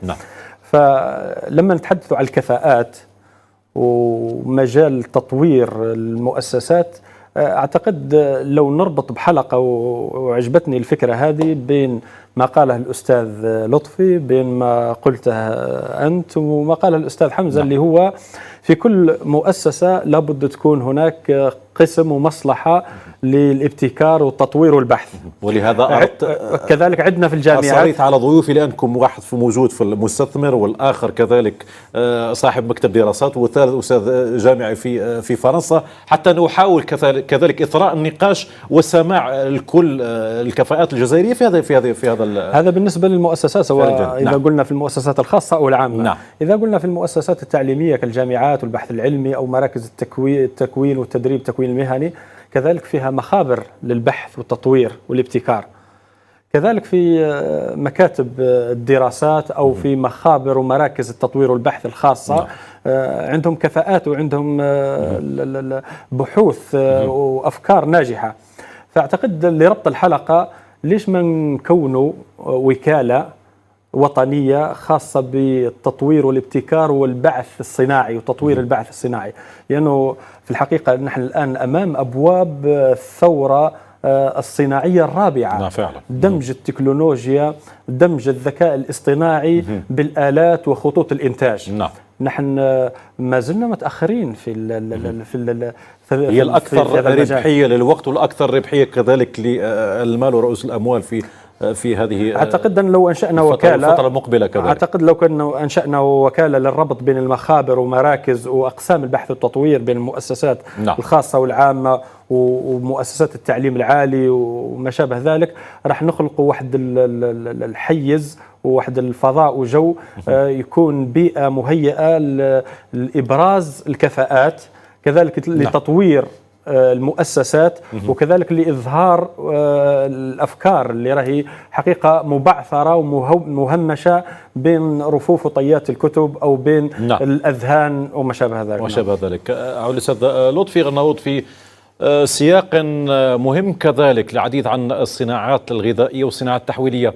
في السنتين الأخيرتين ركزت الجزائر اهتمامها نحو الصناعات الغذائية الكبرى باستثمارات أجنبية كبيرة، سواء مع مثلا الجانب الإيطالي والقطري على وجه الخصوص. كيف ترى توجه الجزائر مثل هذه الاستثمارات في هذه أو في هذا بالنسبة للإنتاج الوطني واستثمارات بالشراكات مع دول كبرى ولها باع في هذا المجال؟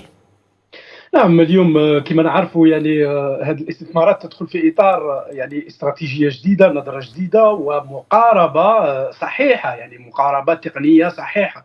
اليوم راه فيه توجهات لخلق، ليس توجهات، اليوم راه فيه لا كونكريتيزاسيون، صديق لهذه التوجهات خاصة فيما يخص الزراعات الاستراتيجية الكبرى اللي نتحدثوا عن القمح، على المايس، القمح بنوعيه، لو بلي ديور ولو بلي طوند، وحتى يعني الزراعات الاخرى الزيتيه والعلفيه في الصحراء الجزائريه. وبالتالي الزراعات لا تعتمد، لا يمكن ان نربطها بلي كونديسيون كليماتيك، يعني بالظروف المناخيه، لانه فيه إيريغاسيون. وبالتالي اليوم في هذا التوجه ندخلوا في اطار تحويل ما بعد يعني لا كونكريتيزاسيون وتفعيل وتجسيد هذه الاستراتيجيه او هذه المشاريع الكبرى في الانتاج. ماذا سنفعل بهذا الانتاج اليوم؟ لحد اليوم يعني منذ سنوات، منذ الاستقلال، الجزائر كانت دائما يعني رائده في مجال التحويل الغذائي، خاصه في مجال العجائن اكسترا، لكن كل المدخلات كانت تاتي من الخارج. اليوم نحن في توجهات جديده، وهي يعني استقطاب الخبرات الجاهزه مع دول لديها خبره جاهزة ولديها خبرة يعني طويلة في هذا المجال، خاصة في مجال العجائن، اللي نعرف أنه إيطاليا هي أول مستهلك للعجائن في العالم، وعندها خاصة خبرة في لا كوندويت دي زيتينيغير تكنيك، يعني المسار التقني لهذا النوع من الزراعات. اليوم ندخلوا كشركاء يعني، ونتقاسموا المخاطر ونتقاسموا النجاحات في يعني في الصحراء الجزائرية. وبالتالي يعني خاصة توطين هذا لانه كما قلت ايطاليا دائما تبحث عن الاكسترناليزاسيون، صديق اخراج، او تبحث عن مساحات زراعيه حول العالم نظرا للطلب الكبير اللي يشهده يعني الداخل الايطالي من يخص العجائن، وبالتالي تريد الاستثمار، وهذا يعني نقل للخبره في الجزائر. ايضا فيما يخص يعني المنتج الاخر اللي هو الحليب، اللي نعرفوا انه بين الحليب فقط يعني يكلف الجزائر يعني لن نوفر اكثر من 18 الى 20% فقط من احتياجاتنا الداخليه. وبالتالي اليوم يعني من اكبر المشاريع اللي انطلقت اليوم يعني الجزائر وقطر، اللي انطلق المشروع يعني في تجسيد البنيه التحتيه لهذا المشروع، اللي سيكون ان شاء الله يعني مشروع ضخم يعني سواء في انتاج الحليب باكثر من على افاق 10 سنوات تقريبا، يعني باكثر من 250 الف بقره، وبالتالي يعني 1000 بقرة، سي دي ميغا فيرم. يعني سيكون فيها تطوير للزراعات العلفية، يعني وهذا شيء أيضا جيد جدا، موازي لتطوير هذه الصناعة الغذائية. لنعرف أن الجزائر من أكبر المستهلكين الحليب في الجزائر، إذا استطعنا يعني نخفض من فاتورة استيراد الحليب وبودرة الحليب فإننا يعني سنستطيع الموازنة في الميزان التجاري الفلاحي، اللي يعرف دائما يعني توجور ديفيسيتير، يعني فيه عجز كبير دائما في الميزان التجاري الفلاحي. وبالتالي ايضا فيه نقل للخبره، يعني انتاج للتحويل الغذائي، يعني تحويل الحليب الى بودره، وبالتالي تموين كل الملبنات في الجزائر، وايضا انتاج اللحوم. نعم. يعني لي باج دو ريفورم لي فو اكسيتيرا. وبالتالي يعني هذا يدخل في اطار تحفيز يعني الزراعات او الصناعات الغذائيه ذات الاستراتيجيه الكبرى في الامن الغذائي، خاصه مع لو سيستيم اليمونتير الجيريان. اللي تتوافق مباشره مع. ما ننساوش ايضا عندما نتحدث على زراعه المايس، الذره في الجنوب، سواء الذره العلفيه المنسلاج ولا الذره، يعني هذا ايضا سيحفز الصناعات العلفيه، يعني صناعات اغرو اليمونتير، صناعات غذائيه اللي تدخل في صناعه الاعلاف المركزه مثلا. نعم. طيب، شكرا أستاذ لطفي غرناوط. حتى نواصل الحديث، أن الرئيس الجزائري استمع في مستهل الزيارة إلى عرض حول حصيلة نشاطات المؤسسات وكذلك الشركات الاقتصادية الجزائرية قدمه وزير التجارة الداخلية لتذكير. الطبعة 32 لمعرض الإنتاج الجزائري تنظم تحت شعار إنتاجنا عماد سيادتنا، بشراكة أو بمشاركة أكثر من 600 مؤسسة اقتصادية وطنية، سواء عمومية أو كذلك خاصة. الأستاذ حمزة بوغادي، فصلنا نقطة بنقطة وتحدثنا عن المعارض، عن أهمية التسويق للمعارض، أهمية ضرورة تصحيح مسارات في العديد من النقاط. نتحدث الآن عن شراكات كبرى مع العديد من الدول، سواء خاصة في قطاع الصناعات الغذائية وكل ما هو مرتبط بالأمن الغذائي. ركز رئيس الجزائر عبد المجيد تبون في الفترة السابقة عن ضرورة نجاح وكذلك نجاح وفعالية هذه الاستثمارات. خرجنا كثيرا من الاستثمارات في القطاع النفطي والطاقوي، اليوم نجد هناك استثمارات كبرى على الأرض. ماذا ستقدم هذه الاستثمارات الكبرى سواء للإنتاج الوطني وكذلك سواء لمسألة ونقطة مهمة نتحدث عنها، هي دائما الأمن الغذائي والسيادة الغذائية. الآن كل كبرى الدول وصلت إلى أمنها الغذائي، سيادة موجودة وكذلك قرارات سيادية، خاصة مع فترات الحروب. نتحدث الآن مثلا عن روسيا كمثال، في فترات سابقة كانت تجد هناك صعوبات الأمن الغذائي، في السنوات الأخيرة 20 سنة الأخيرة تحقق الأمن الغذائي، تصبح دولة منتجة ومصدرة لمعظم الحبوب وكذلك الصناعات الغذائية والمدخلات الفلاحية.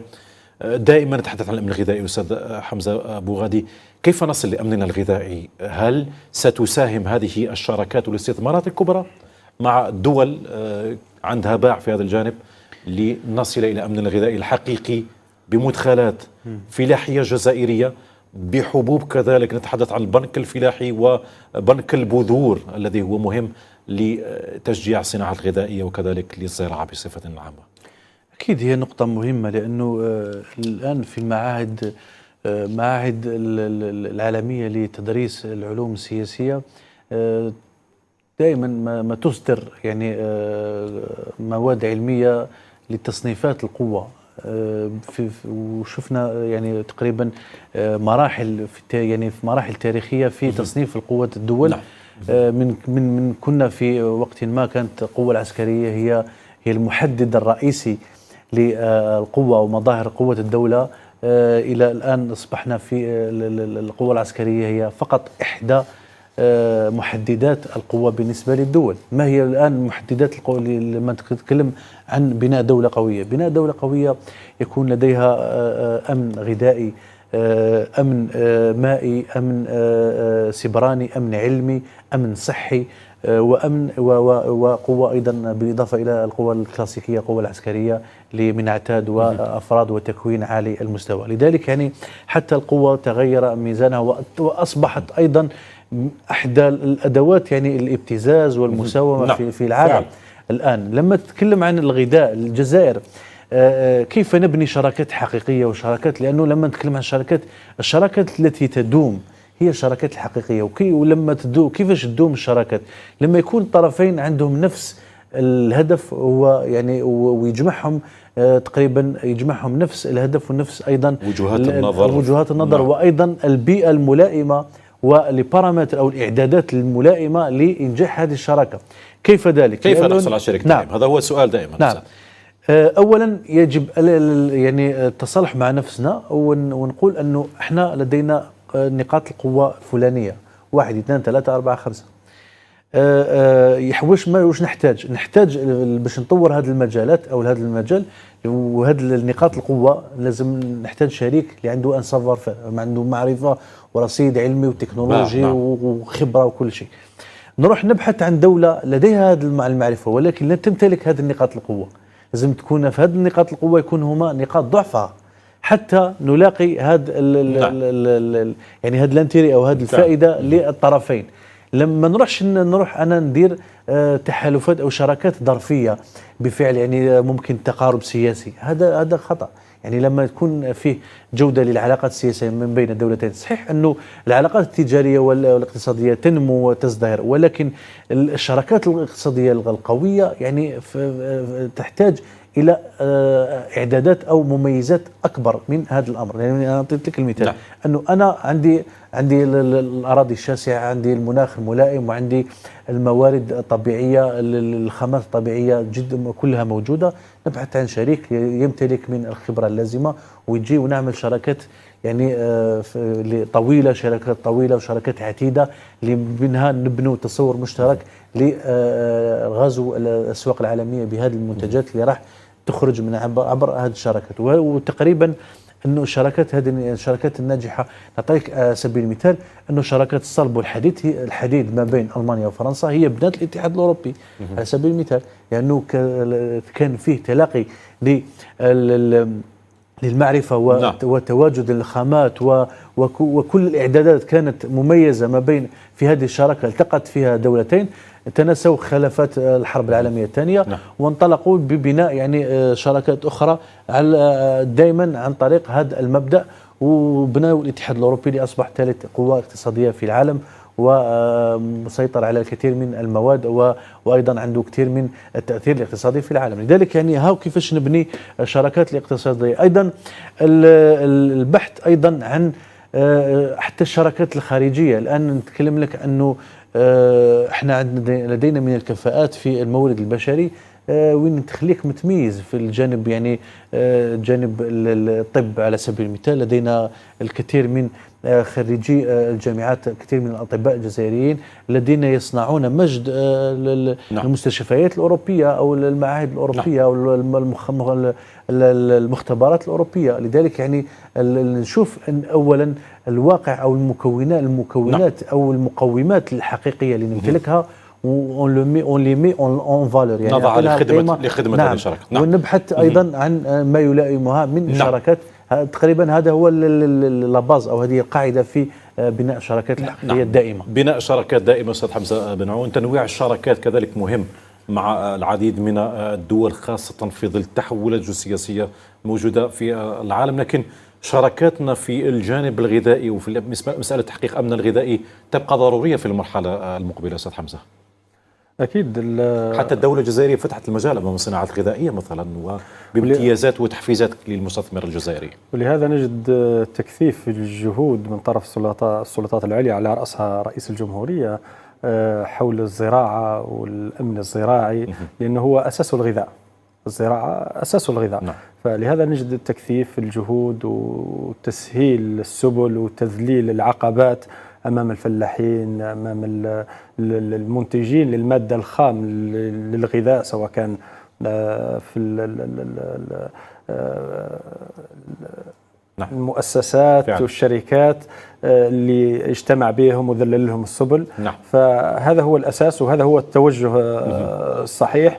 ولهذا لما نشوفوا اكتفاء الصين. أنا دائما نرجع للمثال الصيني، لأنه هو المثال المقلق للولايات المتحدة الأمريكية وللغرب بأكمله مع بالضبط في نجاح الثورة الصناعية وفي نجاح الاكتفاء الذاتي كان عندهم 3 رهانات. الرهان الأول توفير المادة الخام، المادة الأولية. الشيء الثاني توفير خطوط الإنتاج والتكنولوجيا.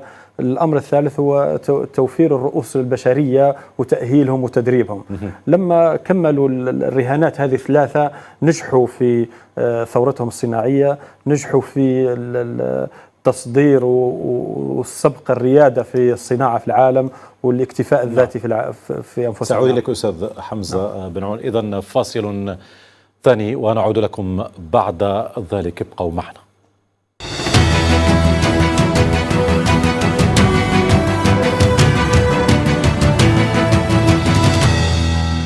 إذن مرحبا بكم مجددا مشاهدينا الكرام في هذه التغطية الخاصة بافتتاح المعرض الإنتاجي الوطني في الجزء الثالث والأخير. إذن الفرصة مواتية أستاذ حمزة بن عون وأستاذ حمزة بوغادي وكذلك أستاذ لطفي غرناوط للحديث وكذلك لتحليل الوضع الاقتصادي ومسألة الإنتاج الوطني بكل شفافية وبكل مكاشفة. كذلك حمزة كنا تحدثنا عن ضرورة توفير كل الآليات وكذلك الجو الملائم للمستثمر الجزائري كذلك ولتحقيق شراكات ناجحة وكذلك لتهيئة المستثمر الجزائري أمام التحديات المقبلة. ندرك أهمية التحديات المقبلة والحديث عن الثورة الاقتصادية الرابعة، ونتحدث عن الحرب الرقائق الموجودة الآن والتكنولوجيات وقطاع الخدمات والذكاء الاصطناعي. الآن تغيرت المفاهيم ولا بد علينا كذلك من مواكبة ما هو موجود والتكيف معه وهو موجود في العالم كذلك. هو في الحقيقة إذا أردنا نتكلم عن الاكتفاء الذاتي، عن الأمن الغذائي بالدرجة الأولى باش نكونوا صادقين مع أنفسنا أنه تصحيح المسار وتصحيح المنظومة، ثم تحقيق الاكتفاء الذاتي ومواكبة كما أخبرت التحديات والرهان العالمية والدولية في إدخال التكنولوجيا وفي تطوير المنتوجات وما شابه ذلك.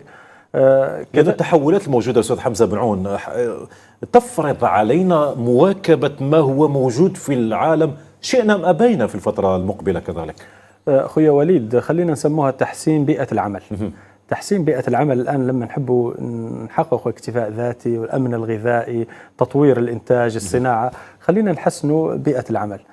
تحسين بيئة العمل عندها عدة معايير، فأعتقد أنه نركزوا عليها جيد، ننظر إلى الحاجيات، إلى العراقيل، إلى العقبات، ثم بعد ذلك ممكن نتكلم على أشياء في مرحلة ثانية.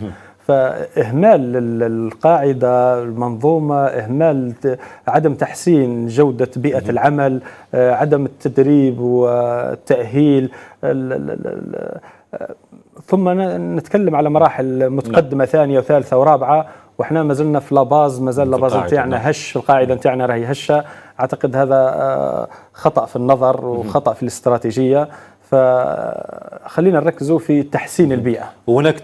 هناك إرادة سياسية موجودة من طرف الرئيس الجزائري كذلك والطاقم الحكومي لتحسين بيئة العمل وضرورة وضع كل الآليات. الآن نتحدث عن مشاريع كبرى موجودة في الجزائر طرحت مثلا مؤخرا مدينة الجزائر، تحديث مدينة الجزائر العاصمة في الفترة المقبلة، والعديد من المشاريع الكبرى التي ستدخل حيز النشاط ضروري كذلك الاستثمار في الكفاءات الجزائرية. أستاذ لطفي غرناوط، نتحدث عن كل الآليات وكل الحلقات ربما المغيبة وضرورة إيجادها في المرحلة المقبلة.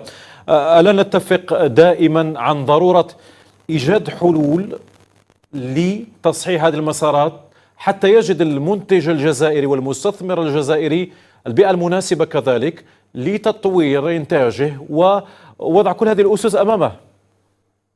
أكيد، سواء كان المنتج يعني من نتحدث عن الأمن الغذائي مباشرة، يعني الامن الغذائي يعني متعلق بالعديد من القطاعات، ليس قطاع الفلاحه فقط، يعني في قطاع التحويل، في قطاع يعني الامن المائي وقطاع الامن الطاقوي.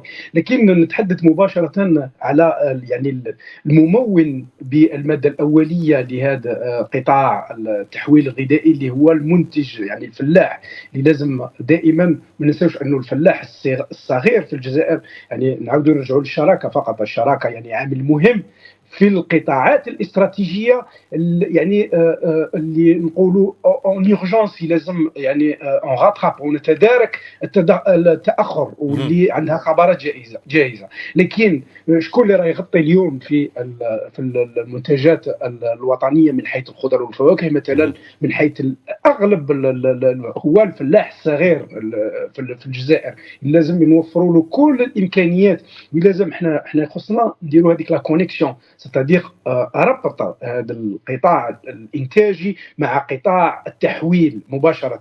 فعلا. اليوم مثلا راه فيه فائض في العديد من المنتجات، وفيه نقص في العديد من المنتجات. خاصة أستاذ لطفي في فترات بين المواسم، هناك دائما فترات يكون فيها الإنتاج الفلاحي كبير وكبير جدا، نصل إلى غاية يجد الفلاح صعوبة في تسويق ذلك الإنتاج. الربط الاتصالي بين الحلقات الإنتاج الفلاحي والصناعات الغذائية مهم في المرحلة المقبلة. هناك مسألة التذبذب، كيف نخلق أو كيف نربط هذه الحلقات في الفترة المقبلة دون فترات ندرة أو دون فترات إنتاج كبير؟ نلاحظ دائما هناك هذا الاختلال والتذبذب موجود في السوق الوطني. كيف نوظفها بطريقة أفضل أستاذ لطفي، وأنت أستاذ في الاقتصاد الزراعي وتدرك أهمية الربط خاصة لبقاء الفلاح الصغير متواجد في السوق الجزائرية كذلك؟ اكيد هذا هام جدا. من نحمي الفلاح نحمي المنتوج مباشره، c'est-à-dire l'agriculteur de demain et celui qui commercialise. الفلاح من تضمن له تسويق يعني ريغوليرمون، تضمن له الديمومه كذلك. نعم ريغوليرمون، c'est-à-dire بشكل مستدام وبسعر يجيب باش يخليه يعيش، يعني بسعر يكون يغطي تكاليف الانتاج فعلا. يكون عنده يضمن له الجانب الربح. يعني هذا شيء هام جدا، لانه الفلاح اذا باع اليوم المنتوج نتاعو بالخساره، العام الجاي نشوفوا لا كارتوغرافي تاع لاسولمون. كما اليوم احنا البطاطا يعني يمكننا يعني حتى التصدير رغم ارتفاع الطلب، رغم ارتفاع الطلب، رانا نرتفع يعني الطلب في الجزائر، يعني ارتفاع النمو الديموغرافي راه باكثر من مليون في العام. المشكل ليس في انه المساحات قليله او الانتاج قليل، المشكل انه يعني لاسولمون، ستادير المساحات المخصصه كل عام تتغير. لماذا؟ لانه اليوم يبيع البطاطا بالخساره، العام الجاي يروح يقوم بزراعه البصل، وهذا الاداره لازم تتحكم فيه. والاداره باش تتحكم في هذه لا كارتوغرافي لازم تكون عندنا معطيات، دي دوني اون بو با إلابوري دي استراتيجي بلا ما تكون عندنا دي دوني بوبليي نكونوا في نفس السياق. الاستاذ لطفي، الرئيس الجزائري تحدث عن ضروره الاحصاء كذلك، وعن الى اهميه كبرى للاحصاء خاصه في القطاع الفلاحي حتى نصل الى ارقام حقيقيه. الا نتفق انه اليوم ضروري ومن الضروري كذلك على وزارة الفلاحة كذلك بإيجاد الآليات للإحصاء وتوفيرها على الأرض، سواء للقطاع الفلاحي سواء لشعب تربية الحيوانات الأنعام بصفة عامة؟ يبقى هذا الاختلال موجود، نجده في فترات الندرة ونجده حتى في فترات الأعياد خاصة عيد الأضحى. نعم يعني الإحصائيات من تكون كاينة إحصائيات. احنا تأخرنا اليوم، يعني السيد رئيس الجمهورية كيشدد على الإحصائيات وعلى بناء سياسة فلاحية. من نتحدثوا على سياسة فلاحية يعني تخص توزيع الإنتاج، تحيين الإنتاج، ما هي الأولويات، زراعة استراتيجية خضر وفواكه، وضع إن كارتوغرافي صديق تكون كاع في الجزائر، وايضا يعني ضبط السوق. يعني من نتحدثوا الامن الغذائي ضبط السوق هام جدا، وايضا على الزراعه التعاقديه اللي غادي نتحدثوا عليها من نتحدثوا على الزراعه او الصناعات الغذائيه. هذا شق اخر، يعني الزراعه التعاقديه هي فقط اللي تحل هذا المشكل، يعني لانه نعم. وبالتالي اليوم اظن انه السيد رئيس الجمهوريه كان من 2020 في اول مجالس وزاريه كان يتحدث عن الاحصاء الفلاحي.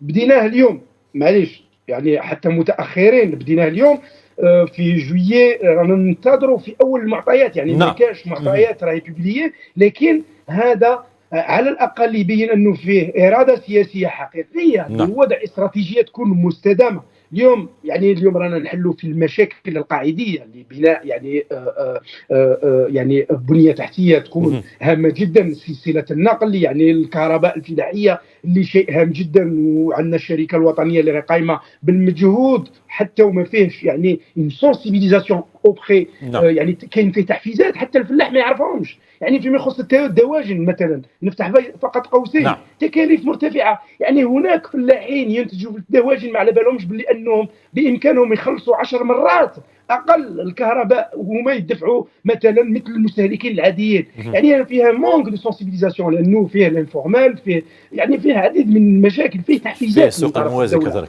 نعم فيه تحفيزات من طرف الدوله.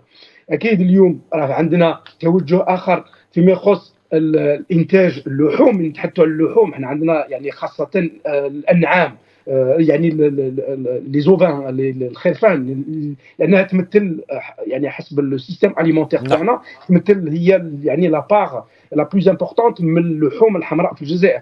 يعني هنا راه مشكل، اولا مشكل احصائي، ثانيا راه فيه العديد من المشاكل مشكل تقني وتنظيمي. المشكل التقني متعلق بنقص المدخلات، يعني والماده الاوليه اللي تدخل في الاعلاف البروتينيه اللي تدخل في لونغريسمون بور لا كرواسونس لا بلو رابيد في الجزائر، وايضا يعني في الشق التنظيمي. يعني الشق التنظيمي اليوم راه فيه اي يعني فلاح او اي مواطن في الجزائر يمكن يشري ويبيع في الانعام، هذا غير معقول. يعني لازم يكون فيه اون باز دو دوني، يكون فيه قاعده بيانات، ارقام تسلسليه للحفاظ على السلالات. من نتحدث يعني هذا اختصاص، يعني نتحدث على سلاله ولاد جلال، احسن سلاله في العالم، ليس فقط يعني جيكزاجيرا با، مي احسن سلاله في العالم من حيث لا روستيسيتي، من حيث يعني انها الفالوريز، حتى يعني يمكنها يعني تسمينها او لونغريسمون تاعها حتى بالاعلاف اللي او يعني النباتات الفقيره اللي نوجدها في الصحراء، ولي كاليتي اورغانوليبتيك اكسيتيرا، بتكلفه اقل. نحافظوا عليها، تسمينها بتكلفه اقل. نعم اكيد. وعندنا الامكانيات. المشكل انه لدينا الامكانيات، لانه اليوم من نتحدثوا على الزراعه العلفيه، يعني الزراعه العلفيه اليوم راه فيه توجه في الصحراء. اليوم من نتحدث عن انا من اذا اقترح يعني لحل هذا المشكل، هو مشكل تنظيمي. اولا لازم نكون فيه خلق دي ريزو او دي سونتر دو ريبرودكسيون، سيتادير الدوله تتحكم في مراكز كبرى. نعم انتاج. نعم في انتاج الخروفات عبر المزارع النموذجيه. لهذا أثمن يعني الخطوات اللي راح يقوم، يعني القرارات اللي قدمها السيد رئيس الجمهوريه. لازم ما نتقلقوش ايضا في هذه النتائج، ولازم تكون فيه ما نتسرعوش ايضا، يعني نتحكموا في وضع او التحكم في الماده الجينيه. يعني عندنا مزارع نموذجيه، نخلقوا يعني دي سونتر دو ريبرودكسيون، يعني الدوله هي اللي تتحكم في بيع الخروفات او تموين الماده الجينيه مع بشراكه مع لي بريفي، سيتادير الخواص اللي دورهم هو تسمين هذا الخرفان عبر مراكز انتاجيه، مراكز تسمين تكون يعني منتشره حول يعني في كل مناطق الجزائر، وبتدخل يعني المؤسسات اللي تعمل تحت وصايه وزاره الفلاحه. مثلا الفيار اللي الدور تاعها هو يعني المرافقه التقنيه للفلاح، ومن بعد تقوم بالتسويق، لان لديها يعني لي زاباتوار، يعني المذابح اكسيتيرا، يعني والتسويق والجوده الى غير ذلك. وعندنا ايضا اونامون، يعني من المنبع عندنا مؤسسه لوناب مثلا اللي هي متخصصه يعني في المرافقه التقنيه من حيث التغذيه، يعني ليلابوراسيون دي راسيون. هذا سيمكن الدوله اولا من المحافظه على الماده الجينيه، ثانيا بتتبع المسار، وثالثا يعني بالتحكم ايضا حتى في التسويق، يعني نوفروا بالتسويق يكون يعني وحتى اقتصاد الماده الاوليه، يعني في انتظار بعث مشروع لانتاج الاعلاف ذات الجوده. اليوم نحن كخبراء عندنا فريق خبراء، اليوم رانا قدمنا بعض البرامج لوزاره الفلاحه بخصوص اعلاف بروتينيه معادله للسوجا المستورده اكسترا، يعني ويمكن يعني وضعها في الجزائر، يعني نتمنى ان يجد اذانا صاغيه في الجزائر. نعم اليوم راح عندنا يعني دائما نستمع يعني للخبراء، وكذلك نتمنى سماعه من طرف الجهات الوصيه والجهات المعنيه خاصه في القطاع الفلاحي. اكيد رانا قدمنا يعني درنا واحد لي زيكسبيريمونطاسيون في دي فيرم اكسبيريمونتال تجارب كذلك. مع اكبر مع اكبر شركات. يعني احنا اول فريق في العالم اللي نخدموا على هذا المدخلات اللي تدخل في اطار تسمين، وحتى في الاعلاف اللي موجهه لابقار الحلوب ايضا، واللي يمكنها يعني لاننا نتحدث حتى في اوروبا نعمل في اطار لو ريشوفمون كليماتيك، ستادير نبحث عن حلول ل يعني تقديم حلول يعني نباتات او مدخلات تواجه هذا لو ريشوفمون كليماتيك. وبالتالي هذا اليوم رانا في تواصل مع وزاره الفلاحه ان شاء الله، وراه فيه حتى عطاونا الضوء الاخضر لبدايه تجسيد مشاريعنا ان شاء الله في صالح الدوله، لصالح الفلاحه الجزائريه في بعض جميل. هذا جميل كذلك المزارع النموذجيه ان شاء الله. هذا جميل. استاذ لطفي، قبل ان نختم هذه التغطيه الخاصه اسال كذلك استاذ حمزه بوغادي، تحدثنا عن جميع النقاط، ربما حللنا جميع النقاط حتى نضع المنتج او المستثمر الجزائري امام الصوره، وكذلك حتى تصحح مسارات. عادي جدا أن نصحح مساراتنا خاصة في الاقتصاد والنسيج الاقتصادي الجزائري.